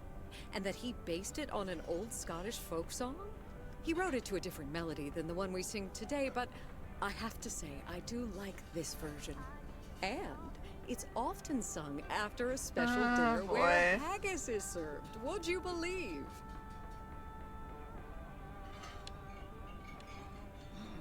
Haggis, eh? Hence the workshop. Your grand scheme is coming together nicely. Making that haggis was something else. It ended up tasting quite nice, once you got over the fact it looked like something caught on your shoe. Or an inside-out sheep. Oh, Thomas. What? It literally is. All joking aside, my friends, now that a new year is upon us, I feel a moment of thanks is in place. I know I've kept my situation from you for a while, but now that it's out in the open, I honestly don't know why I didn't share it with you sooner. Pride, I suppose, but I feel so much better now. So thank you, my friends. That's what we're here for. Glad we could be there for you, Beth. And thank you for opening us to it. We'll always be there for you. But you have to let us in first. I hope you remember that when you're in Georgia. Definitely. In fact, it's my new resolution for 1986. Along with letting go and seeing where life takes me. What about you, Emily? Any resolutions? Well, less work and more fun, I suppose. Now that this guy Matt is joining the motel, I am looking forward to a bit more quality time. What about you, honey?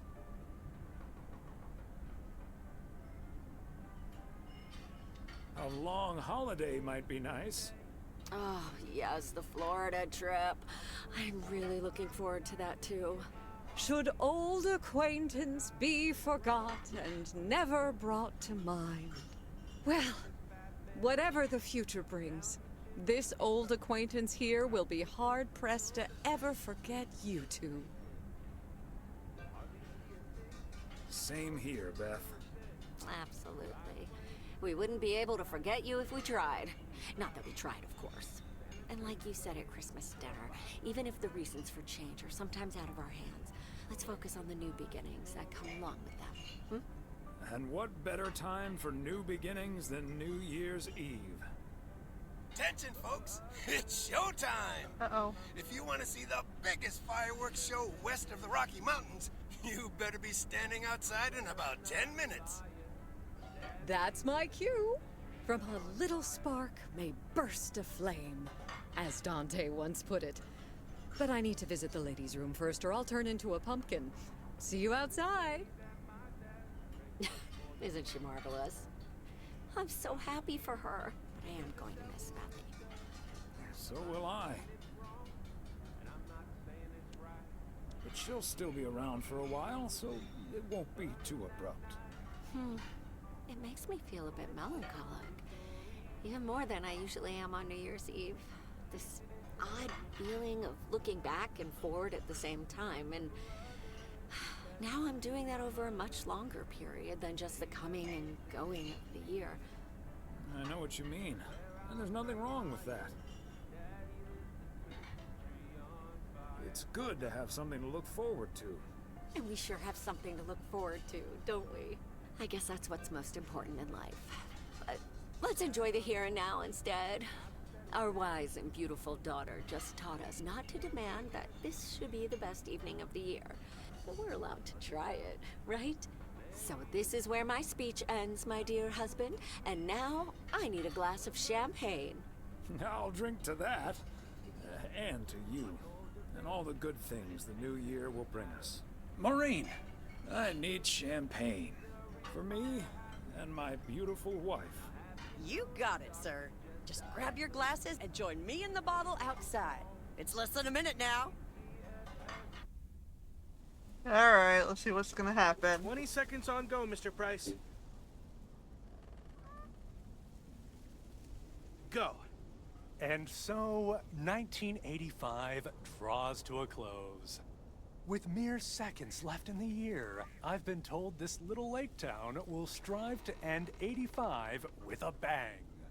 In 10, 9, 8, 7, 6, 5, 4. Holy Toledo! Ilsa, are we getting this? Oh my god. Check on Frank! What did he do?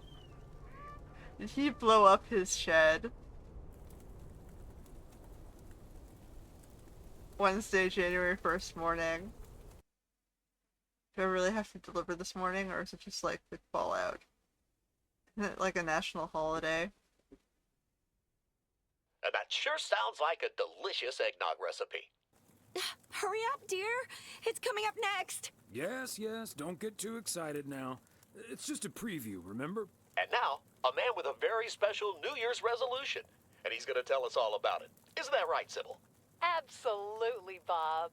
It's none other than our roving reporter, Connor Price. Connor, my dear, where in blazes are you? Well, Sybil, I'm in beautiful Providence Oaks, wishing you and Bob and our viewers a joyful 1986. And as for my New Year's resolution, Bob, why, it's my very special price guarantee to all of you that I will be sharing gripping tales and intimate portraits from all over Oregon in an all-new series of special reports on small-town America. Part 1 will air tonight at 8, right here on KNW6. And it will be all about the gorgeous little lake town where I was fortunate enough to spend the waning days of 1985. Here, let's take a look at an exclusive sneak peek. Oh boy. Providence Oaks, an idyllic town by a lake just south of Melville. It's where this reporter counted down to 1986. And although unfortunately the fireworks started a little early, so we didn't quite manage to catch them on tape. Take it from me, it was quite the spectacle, courtesy of postal worker Frank Coleman. Oh my god. Just a faulty batch of leftover 4th of July material, I guess. Not mine, Frankster. anyway. No siree. But I'm all right, folks. Really, everyone can stop calling me at home. I'm A-OK. And perhaps that encapsulates the true nature of Providence Oaks, or P.O., as it's called by those who know and love it. It's a town where even when things don't go as planned, folks will be all right and A-OK. It's just, you know, we help each other out, and there's nothing we can't fix. A town where first impressions can be deceiving. This town may look sleepy from the outside, but trust me, there's always so much stuff to do and take care of. Ugh. A town where generations have grown up. It's a great place to raise kids, and also a great place to have been raised as a kid. Myself, I mean. Back when I was a kid, being raised here. Was that okay? A town where patience is still a virtue. To be honest, I'm not entirely sure if this is where I'll find what I'm looking for. But I do know I can keep looking here for as long as I want, and that feels great. A town full of unique individuals that, deep down, have more in common than you'd think. The average Providence Okian probably doesn't exist. We do tend to keep to ourselves until someone needs us. Then we show up. Always. A town you can't help but love. You know, I just think it's the best place in the whole wide world. Sue me. And where everyone has a story to tell. To me, it's all about the people. Because... Yes, well, leave it to the mailman to say it best. Here, a goodbye never has to be a farewell. Indeed. Providence Oaks, like so many other places in our great state of Oregon, is a small town with a big heart. Oh boy. This is Connor Price, KNW6, P.O.